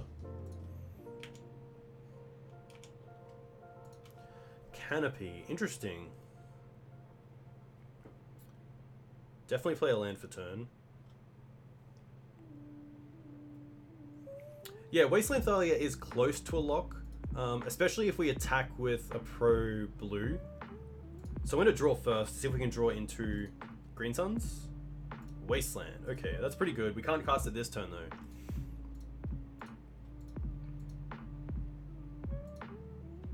However, I think I'm happy just giving pro to Thalia and attacking through.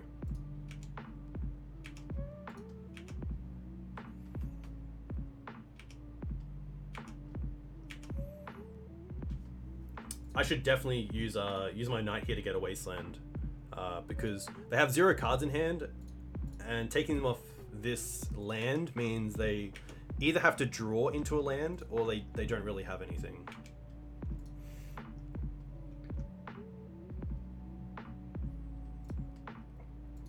We also still have Veil of Summer up, which is really nice. So we can actually just cycle this because the Icariid Was not cast. Okay, so Ikaru doesn't actually trigger Veil of Summer, which is interesting. Hey, episode 25. Welcome to the stream. You're welcome. We're currently 2-1. We got up against Bug Delver, and we got up against... I wonder if I just want to block with birds here, because it doesn't kill the Narcomoeba and it triggers all their bridges. 1, 2, yeah. I am definitely blocking here. I don't actually like this attack for my opponent, because now I get rid of 3 bridges and they don't get anything. Another Veil, okay. I think again just pro to the knight. Pro blue. Attack for 7. So it's a 2-turn clock by itself, which is really nice. And we don't even have to give away that we brought in Faerie Macabre, so something like a blind Cabal Therapy doesn't do a whole lot.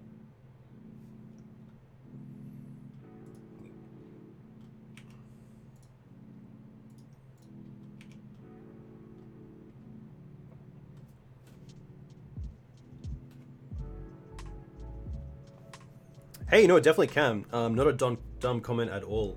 Luckily, we did have the Birds of Paradise, which can block, not kill the Narcomoeba, and trigger the bridges, which is really nice. But if you ever do need it, then searching up for a Dryad Arbor with another Reliquary to block is a really great way to kind of catch your opponent out where they might not think that that was a possibility.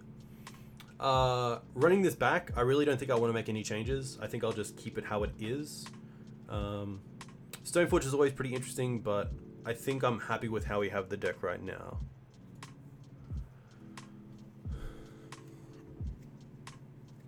Ooh. But yeah, never say dumb comment. I think any comment leads to enlightenment. So if you're asking a question, then it's always going to lead to a better outcome.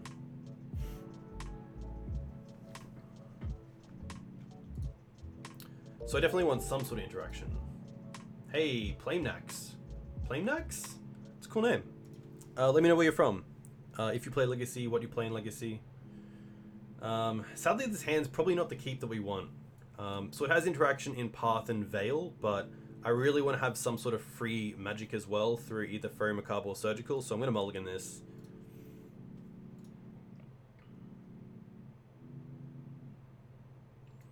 This isn't that great either, but it does give us outs to Silent Gravestone, which is kind of nice. However, it doesn't have any interaction with the graveyard. I would probably mull this as well. I kind of see it as a 6 already with the Batterskull. So we're going to go once more. And we get there, but we don't have any mana. Classic.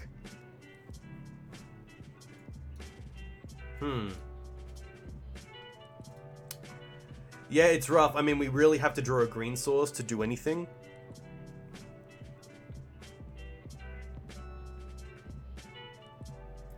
I think if we keep, we drop the Thalia, Heretic, Cathar, and 1 Green Suns.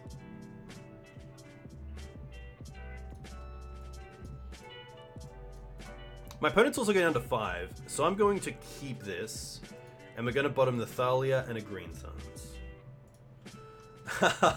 It doesn't feel great keeping a no-lander, but you know, the payoff's there if we're lucky enough.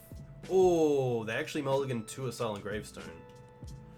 All right, this is where we rip a land. Hopefully, swords. Oh no. It's funny. I'm definitely very against keeping no-landers. Oh, sorry, one-landers. But no-landers is kind of different. And here it's really going to be a little bit upsetting for us.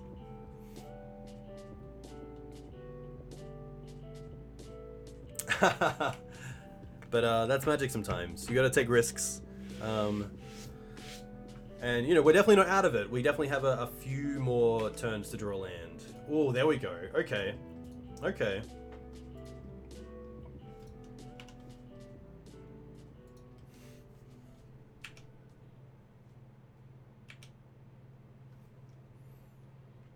They didn't really hit anything, which is nice. So we might get another turn here. Unless our opponent flashes back Fatal Saluting, which is pretty good. However, I don't believe they can because of their own Silent Gravestone. Unless flashback you can get through. Yeah, you can. Okay. Alright.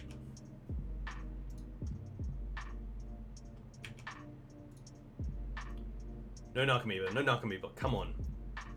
Oof. Alright, they hit it.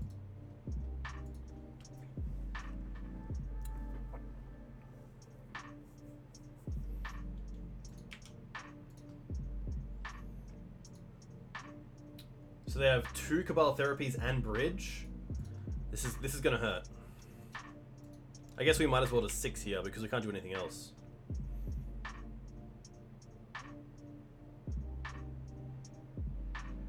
Is Bridge when a non-token creature dies? Okay, cool. Wow, they named Thalia. Brutal.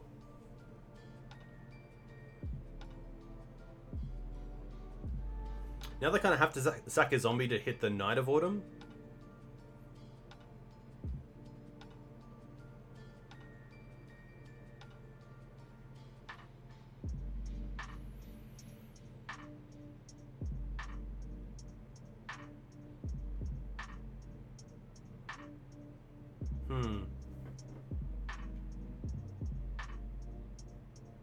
Silent Gravestone's so good. Alright.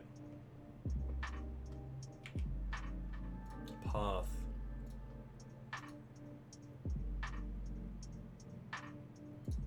I think here we just want to accelerate our mana.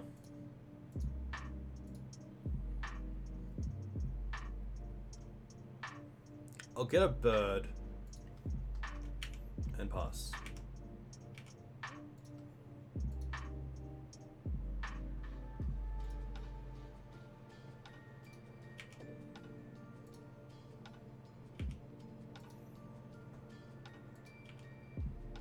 Hogak's pretty good, especially if they bring back Icarid.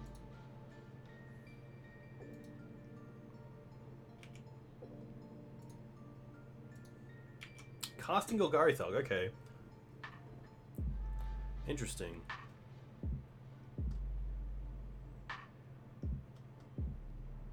Here comes Hogak. Alright, I guess we just 6 here because we can't do much else.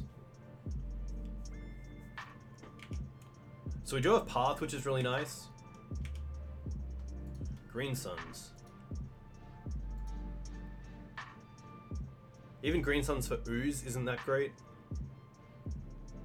We can get Scryb Ranger, which allows us to use our mana a little bit more. We can also go for Qasali Pridemage if we wish. But I think we have to get rid of the Hogak first. So we're going to Path it.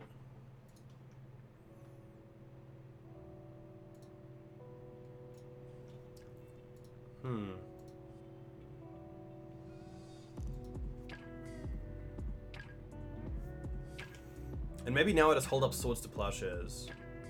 I could Green Suns, but I kind of want to keep it for... If we draw another land, we can Green Suns for Qasali Pridemage and then blow it up straight away. Which not only deals with the Silent Gravestone, it also deals with the bridges in the graveyard. Hey, Runes, what's happening? Guess what? I'm going to guess you got a job in Australia and you're coming back to relive the life that you lived in Brisbane.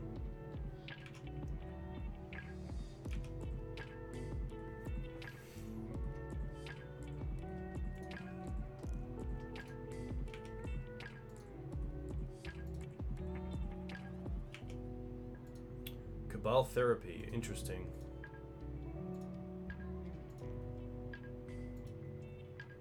Gonna sack the Icarid. I think in response we just Swords the Golgari Thug. Because it is known information. Oh, you just won the WPN? Very cool. Very cool. That is very awesome. A huge congratulations. Can't wait to see you on camera. Rune at the PT. Is it still called the PT or is it called Magic Fest? One of them. Alright. Zombies getting out of control here.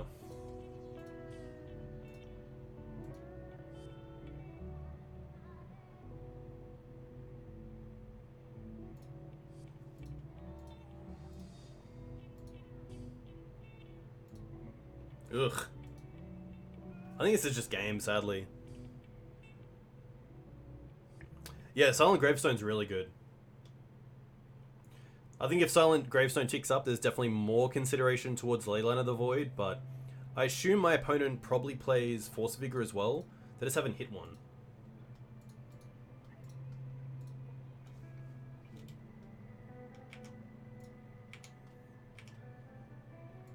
Path.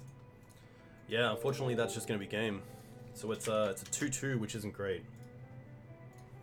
But Mangova, thank you very much for the follow. Let me know where you're from. If you play Legacy, what you play in Legacy, would be very cool to hear. Dredge is usually a pretty good matchup. I think Maverick has a pretty nice matchup against Dredge. It was just an unfortunate little Mulder 5 and probably a interesting keep of no lands. But we'll go into this 5th and try to fight out for a 3-2 finish on the draw against Lawyer Goif. And it sounds great. Hand's really nice.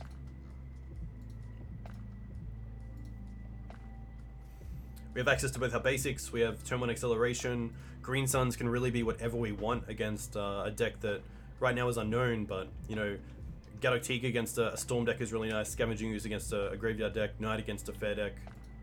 Oof. Astrolabe, okay. Interesting. So I'm going to go for basics here. I'm going to go for just a basic forest off the Verdant because Windswept Heath can get both. And play a Hierarch. What did you play, Rune, in the WPN? WPNQ? Apologies. Brainstorm, okay.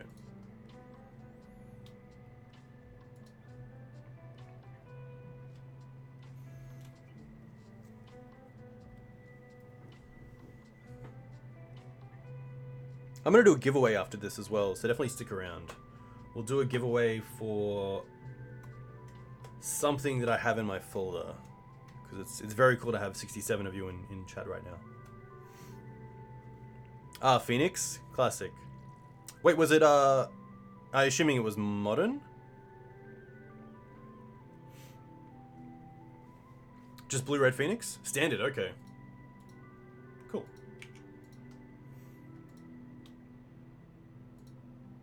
Black, interesting. Push, okay. So luckily no Mandarin played a Daze Me, which is nice. So I'm just going to go for another basic here and play out this Sylvan Library.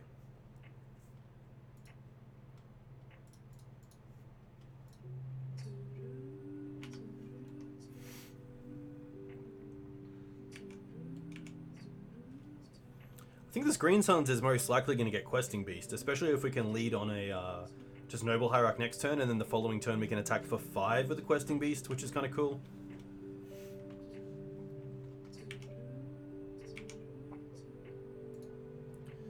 Pretty happy just to probably go to 14. I don't want to be too aggressive against a deck that I really don't know what they're on. So I might put the bird on top. Play the fetch land. Fetch for a Savannah. And then we can play Giver, Noble, and Mum. Royal Scion's Pyromancer and the enchantment. Yeah, that's pretty good. You get a bunch of 1/1s, I believe. It's getting late over here, but I'll keep you company until I fall asleep. Haha, too kind. Too kind, Rune. Oof. That's gonna be fine. That's an interesting card.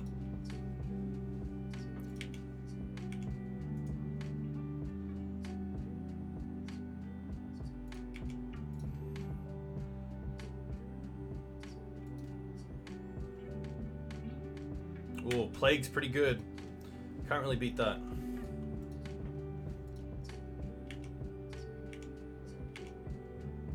Yeah, it looks like an interesting deck. That's for sure. I think I just want to put Mum back on top, of course. And do I want to pay for the Jitte?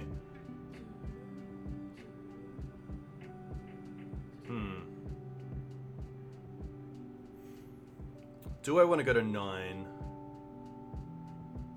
I don't think I do.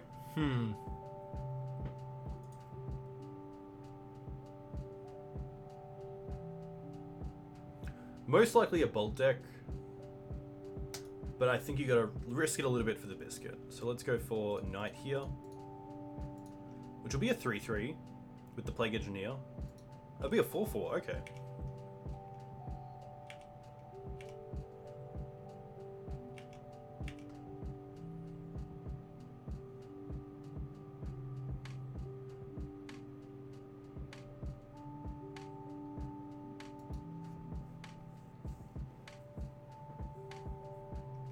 Drowning the Log, rough. Alright.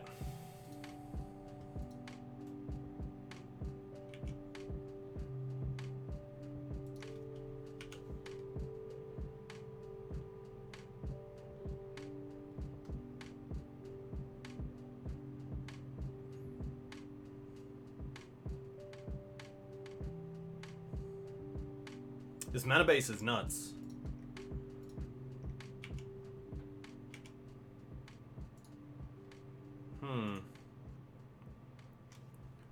Put on top.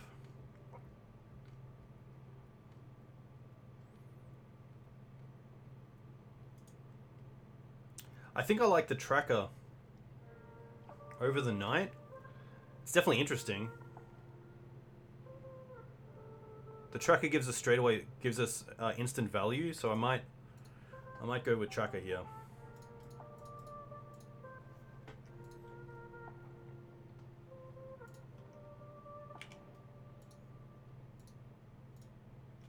And then I can either cast the Jitte or draw a card, being the Knight of the Reliquary.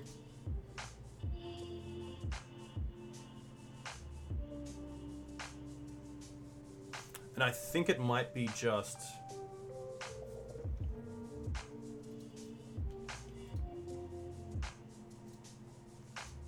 holding up the clue for Knight.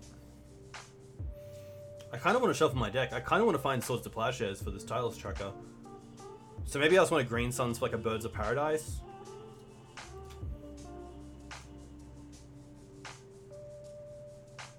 Because then next turn if we draw into an Exalted Creature, like a Noble Hierarch, it still dies to the creature. So maybe I'll just hold up the clue.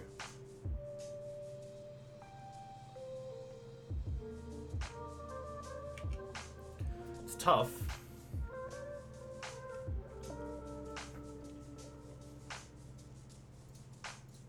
I'm gonna cast the Jitte.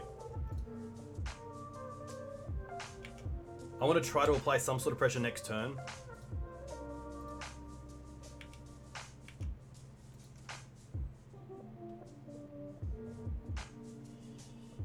And then even if they want to trade with the Plague Engineer here, I'm more than happy for that.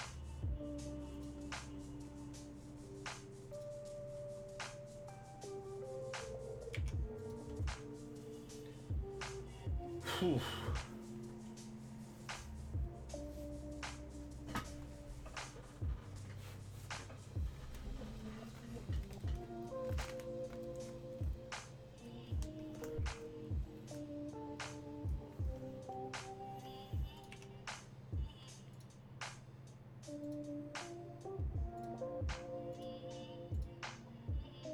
I think I'm happy to trade here. I've already got a card offered in the clue, which is kind of nice. And if they want to kill this in response, then we can... We've saved 2 life, which is nice. Oh, Ninjutsu. Rough. I get to draw a card, okay.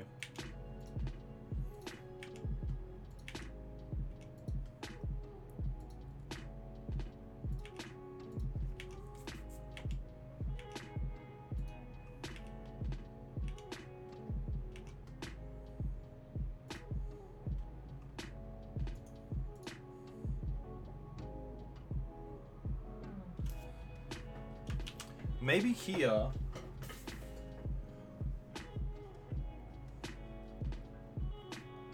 I want to put. We can draw a card with the clue. I think we want to draw the mum. But we won't have access to it, of course, because of the Windswept Heath.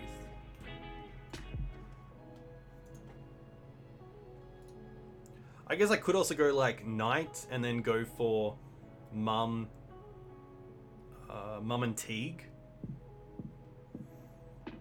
But I think Knight's just too good here.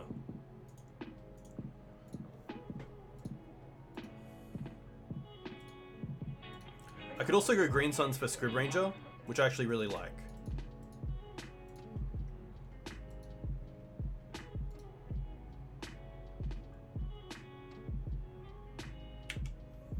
Force is pretty good though.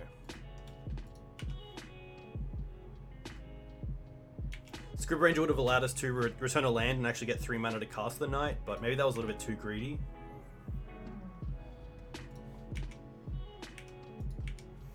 Because now we're going down to 3, so we're definitely in bolt range.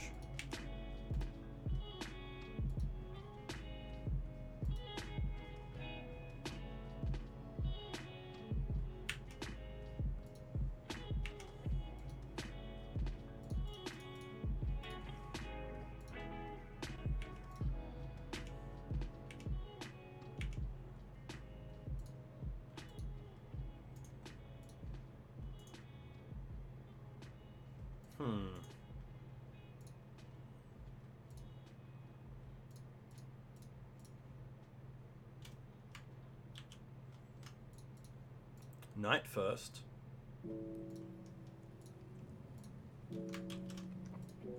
Now Mum.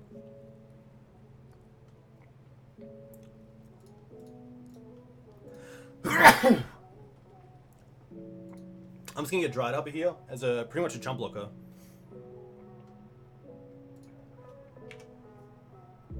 Thank you very much. Oh, you don't think it had bolts? Okay, that's actually quite nice because it means that the reach might just not be there. That they obviously don't just have the reach. Maybe fetch here is always pretty scary though. Something like a Brazen Burrower. Tyrant's gone. Okay.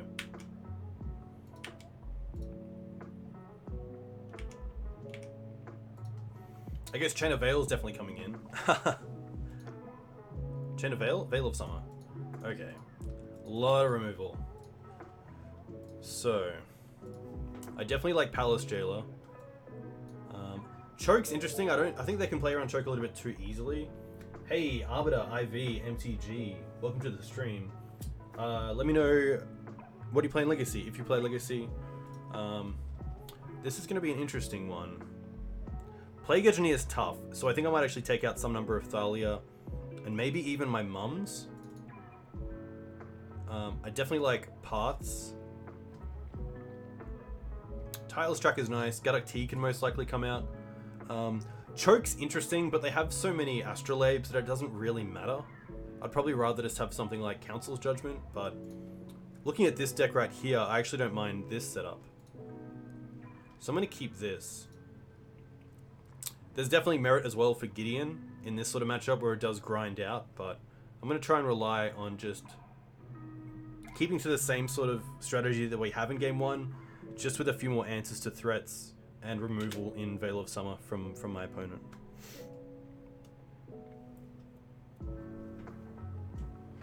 Oof.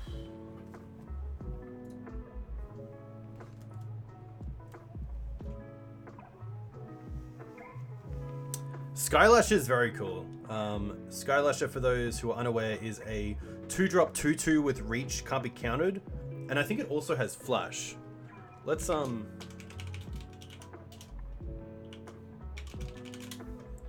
look at this in here. Yeah, flash, can't be countered, reach, pro blue. We'd love to play first. This hand's great. We'll keep this. I might even just lead with holding up Veil of Summer.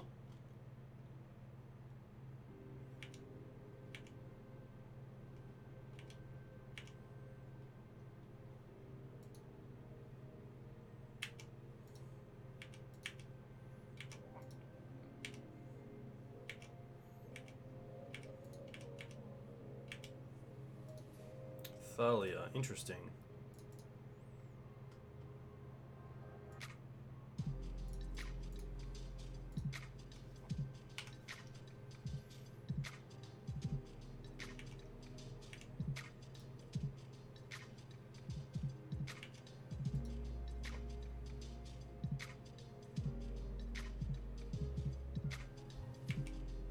And the Astrolabe's fine.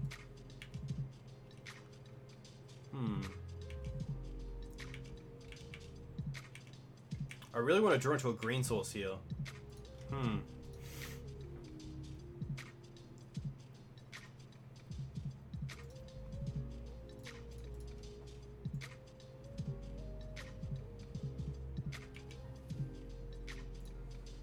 Just gonna get Batterskull.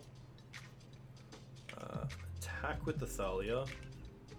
I guess I should have played the Noble Hierarch. I'm definitely like not playing around Plague Engineer here. And we can't even cast the Veil without the Thalia, so it's a bit of a misplay. It was really me just not talking through the turn before I actually went to attacks.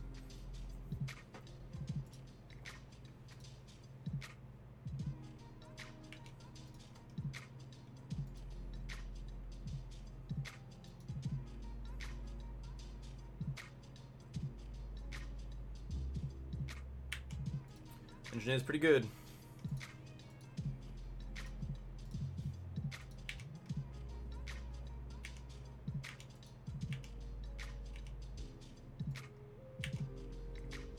Happy just to pass back with Batterskull and Veil of Summer up.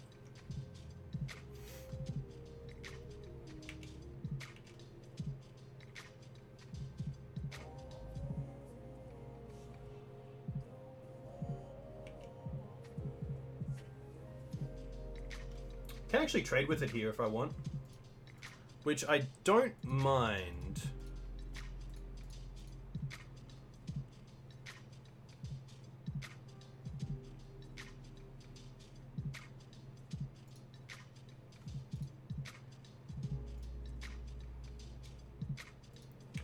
Having Veil of Summer is really, really nice.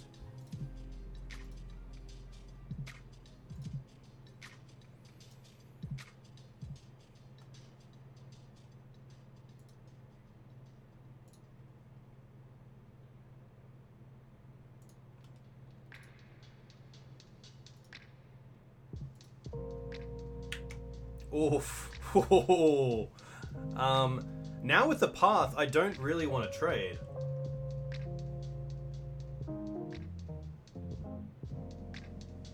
Yeah, I'm happy just, that was a really nice Veil of Summer.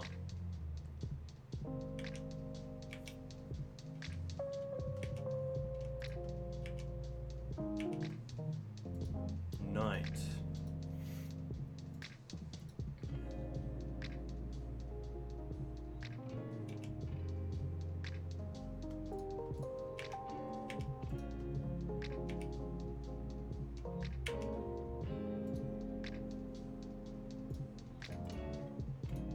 Gonna Green Suns for a bird here.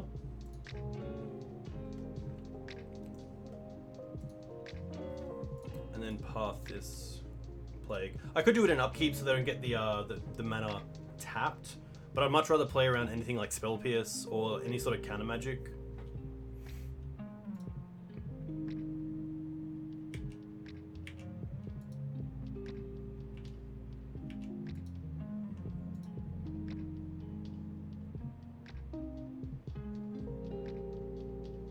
Yeah, this deck seems really heavy on removal, which isn't great for a fair creature deck. So it is pretty tough, but you know, my opponent's down to 11. We definitely have a pretty good clock on board right now, but our opponent does have 7 cards in hand, which is pretty brutal. The Astrolabe's just giving themselves pretty much a replacement card.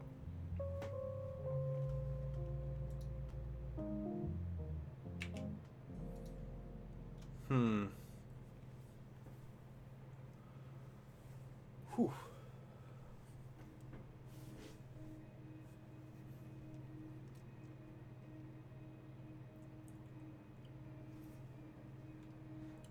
I think like another K command would be pretty brutal here.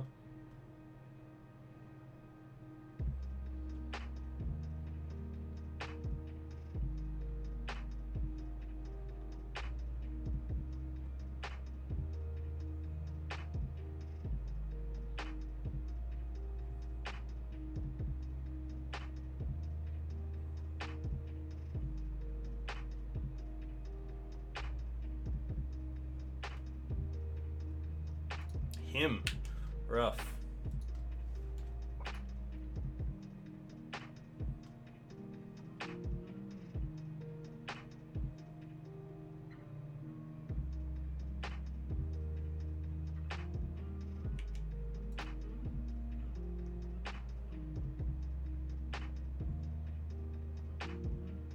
This is actually a matchup where I don't mind Collector Oof.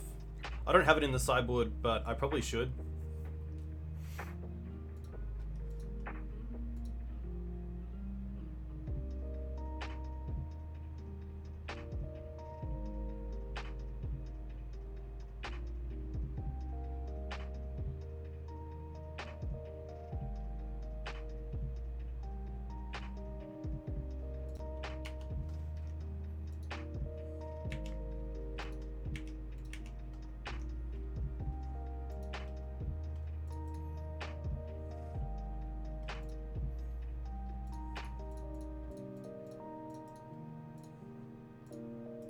Just gonna equip an attack here.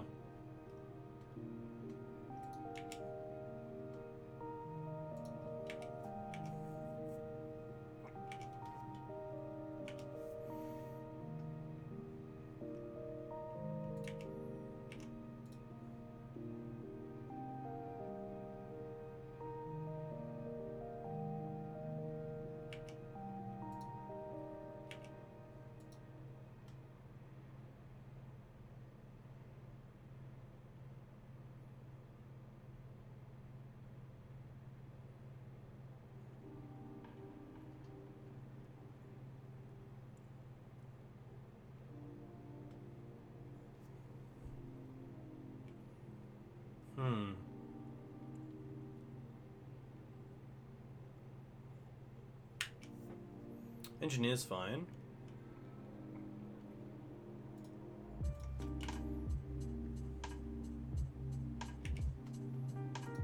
Cradle.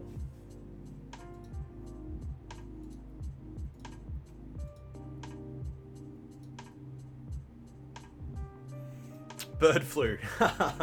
Classic. So do I want to attack here, or do I want to just hold back and play the knight out?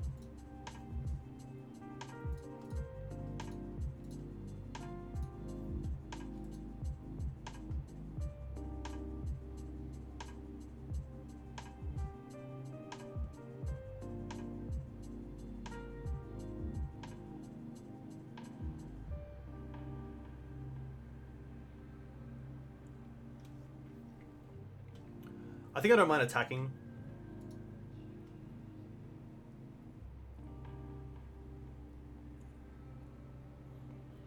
It's tough though. I'm not sure if my opponent's on some sort of like diabolic edict effect mana removal base. Because if I'm not attacking, I'm not winning the game. But at the same time, if I'm trading them for creatures that have already got, you know, they've played a card and gained a card, I think I'm happy to attack with the Stoneforge here.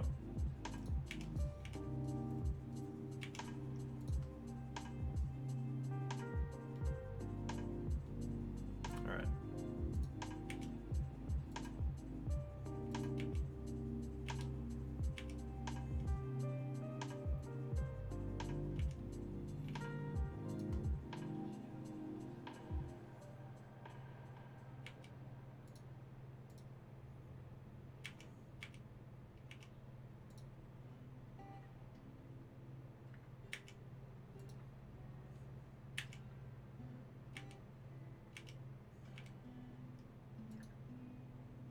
So much value for my opponent just getting back the Strixes here. I mean, maybe I should have brought in Choke because it would have really hit their mana hard.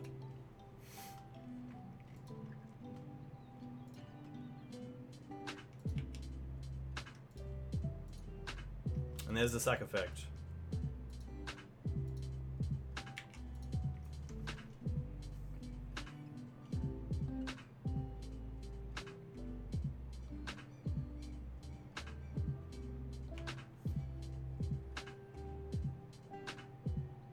Questing Beast does it?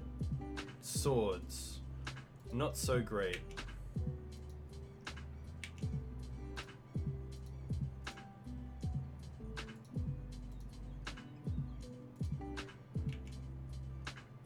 Might just keep swords for now.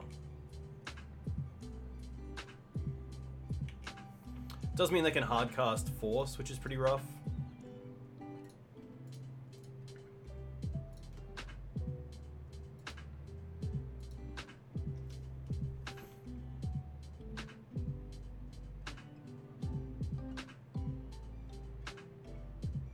This does also mean that Questing Beast is not lethal.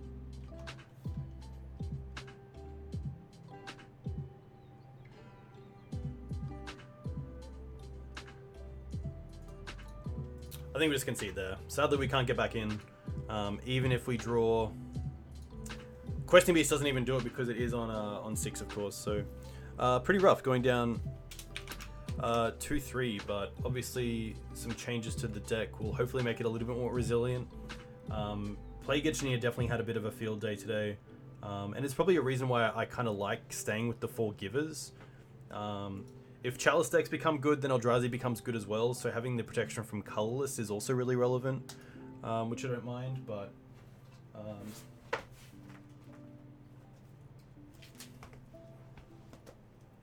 it's always tough. What are we gonna give?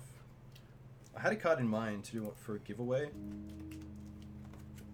Let me quickly find it.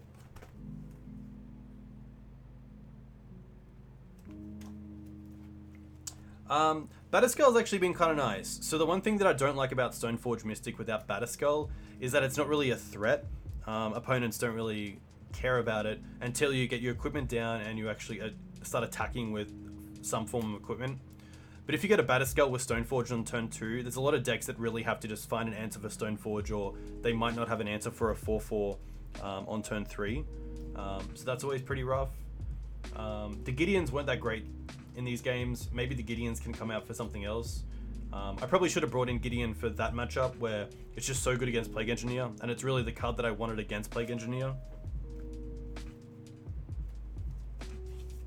Alright. So one card that I didn't play with today is actually Ramunap Excavator, which is a pretty good one. So I'm actually going to do a giveaway for a foil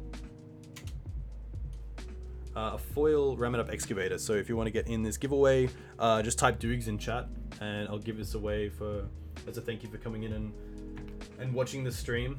So Ramunap's probably a card that I'd like to find a slot for, but it's just really tough finding that slot right now. So Questing Beast seems okay, Thalia seems okay, and Tireless Tracker seem okay. Hey Hopkins2323, thank you very much for the follow. Fumble Pug, you will need to not put a full stop at the end of Doogs. Why 2 parts? So the 2 parts are really just there for the Delver matchup, where I really want more 1-mana answers. I've seen some people play Sunlance, some people play the full 4-path instead of playing Judgment, but I also want Judgment there as sort of pseudo-removal for everything. The parts have been really nice, so a lot of decks right now aren't running that many basics. Especially the amount of Bug Delver that's coming up online. It's been really good against Bug. As really just a 1-mana exile your creature, you get a shuffle. But yeah, the parts have been really nice. I think if anything, it's probably the Gideons and the Veils that are kind of the flex slots. I'm not too sure if Veils where I want to be, or if I need more. So we'll see how that goes. Questing Beast is interesting as well, but it's really fun to play with, but it might just be not that great right now, especially with Ren out of the format. There's only a few Planeswalkers that we really care about. But that is it. I'll give you guys another 15 seconds to type Doogs into chat to win this Ramunap. I feel like this was actually the Ramunap that I got in my pre-release kit when I played Hour of Devastation, which is pretty cool. So, what about the Dino? Yeah, the Dino is really good as well. So the Dino is Shifting Ceratops, which is a 5/4 for 4 with Pro Blue and can't be countered. And it also has the ability for 1 green to either have Vigilance, Reach, or Haste until end of turn. I believe it's actually Trample, Haste, or Reach. So Dino is very good as well. I think Questing Beast just has this like special ring to it that I really like, but Obviously, it's it's definitely a flex spot, so I could definitely see the dragon being played as well. Sorry, the dino. But that is it. A small giveaway, but a giveaway nevertheless. So congratulations to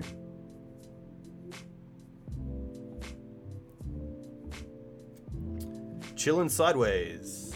Let me know your details. A huge thank you for supporting me. Let me know your details in a private message, and I'll send it off. So a huge thank you. To all of those people that followed today, that is a huge thank you. I've definitely got a follower goal to get up to 700, and currently I'm on 679, so pretty close. Definitely getting there, but yeah, a huge thank you to everyone for coming in. I'll quickly see if there's anyone that we can actually reach out to and send their way. Actually, the Legacy Pit is a very cool channel, so I'll get them open. The Legacy Pit does a lot of legacy content, really good content, sometimes tabletop as well.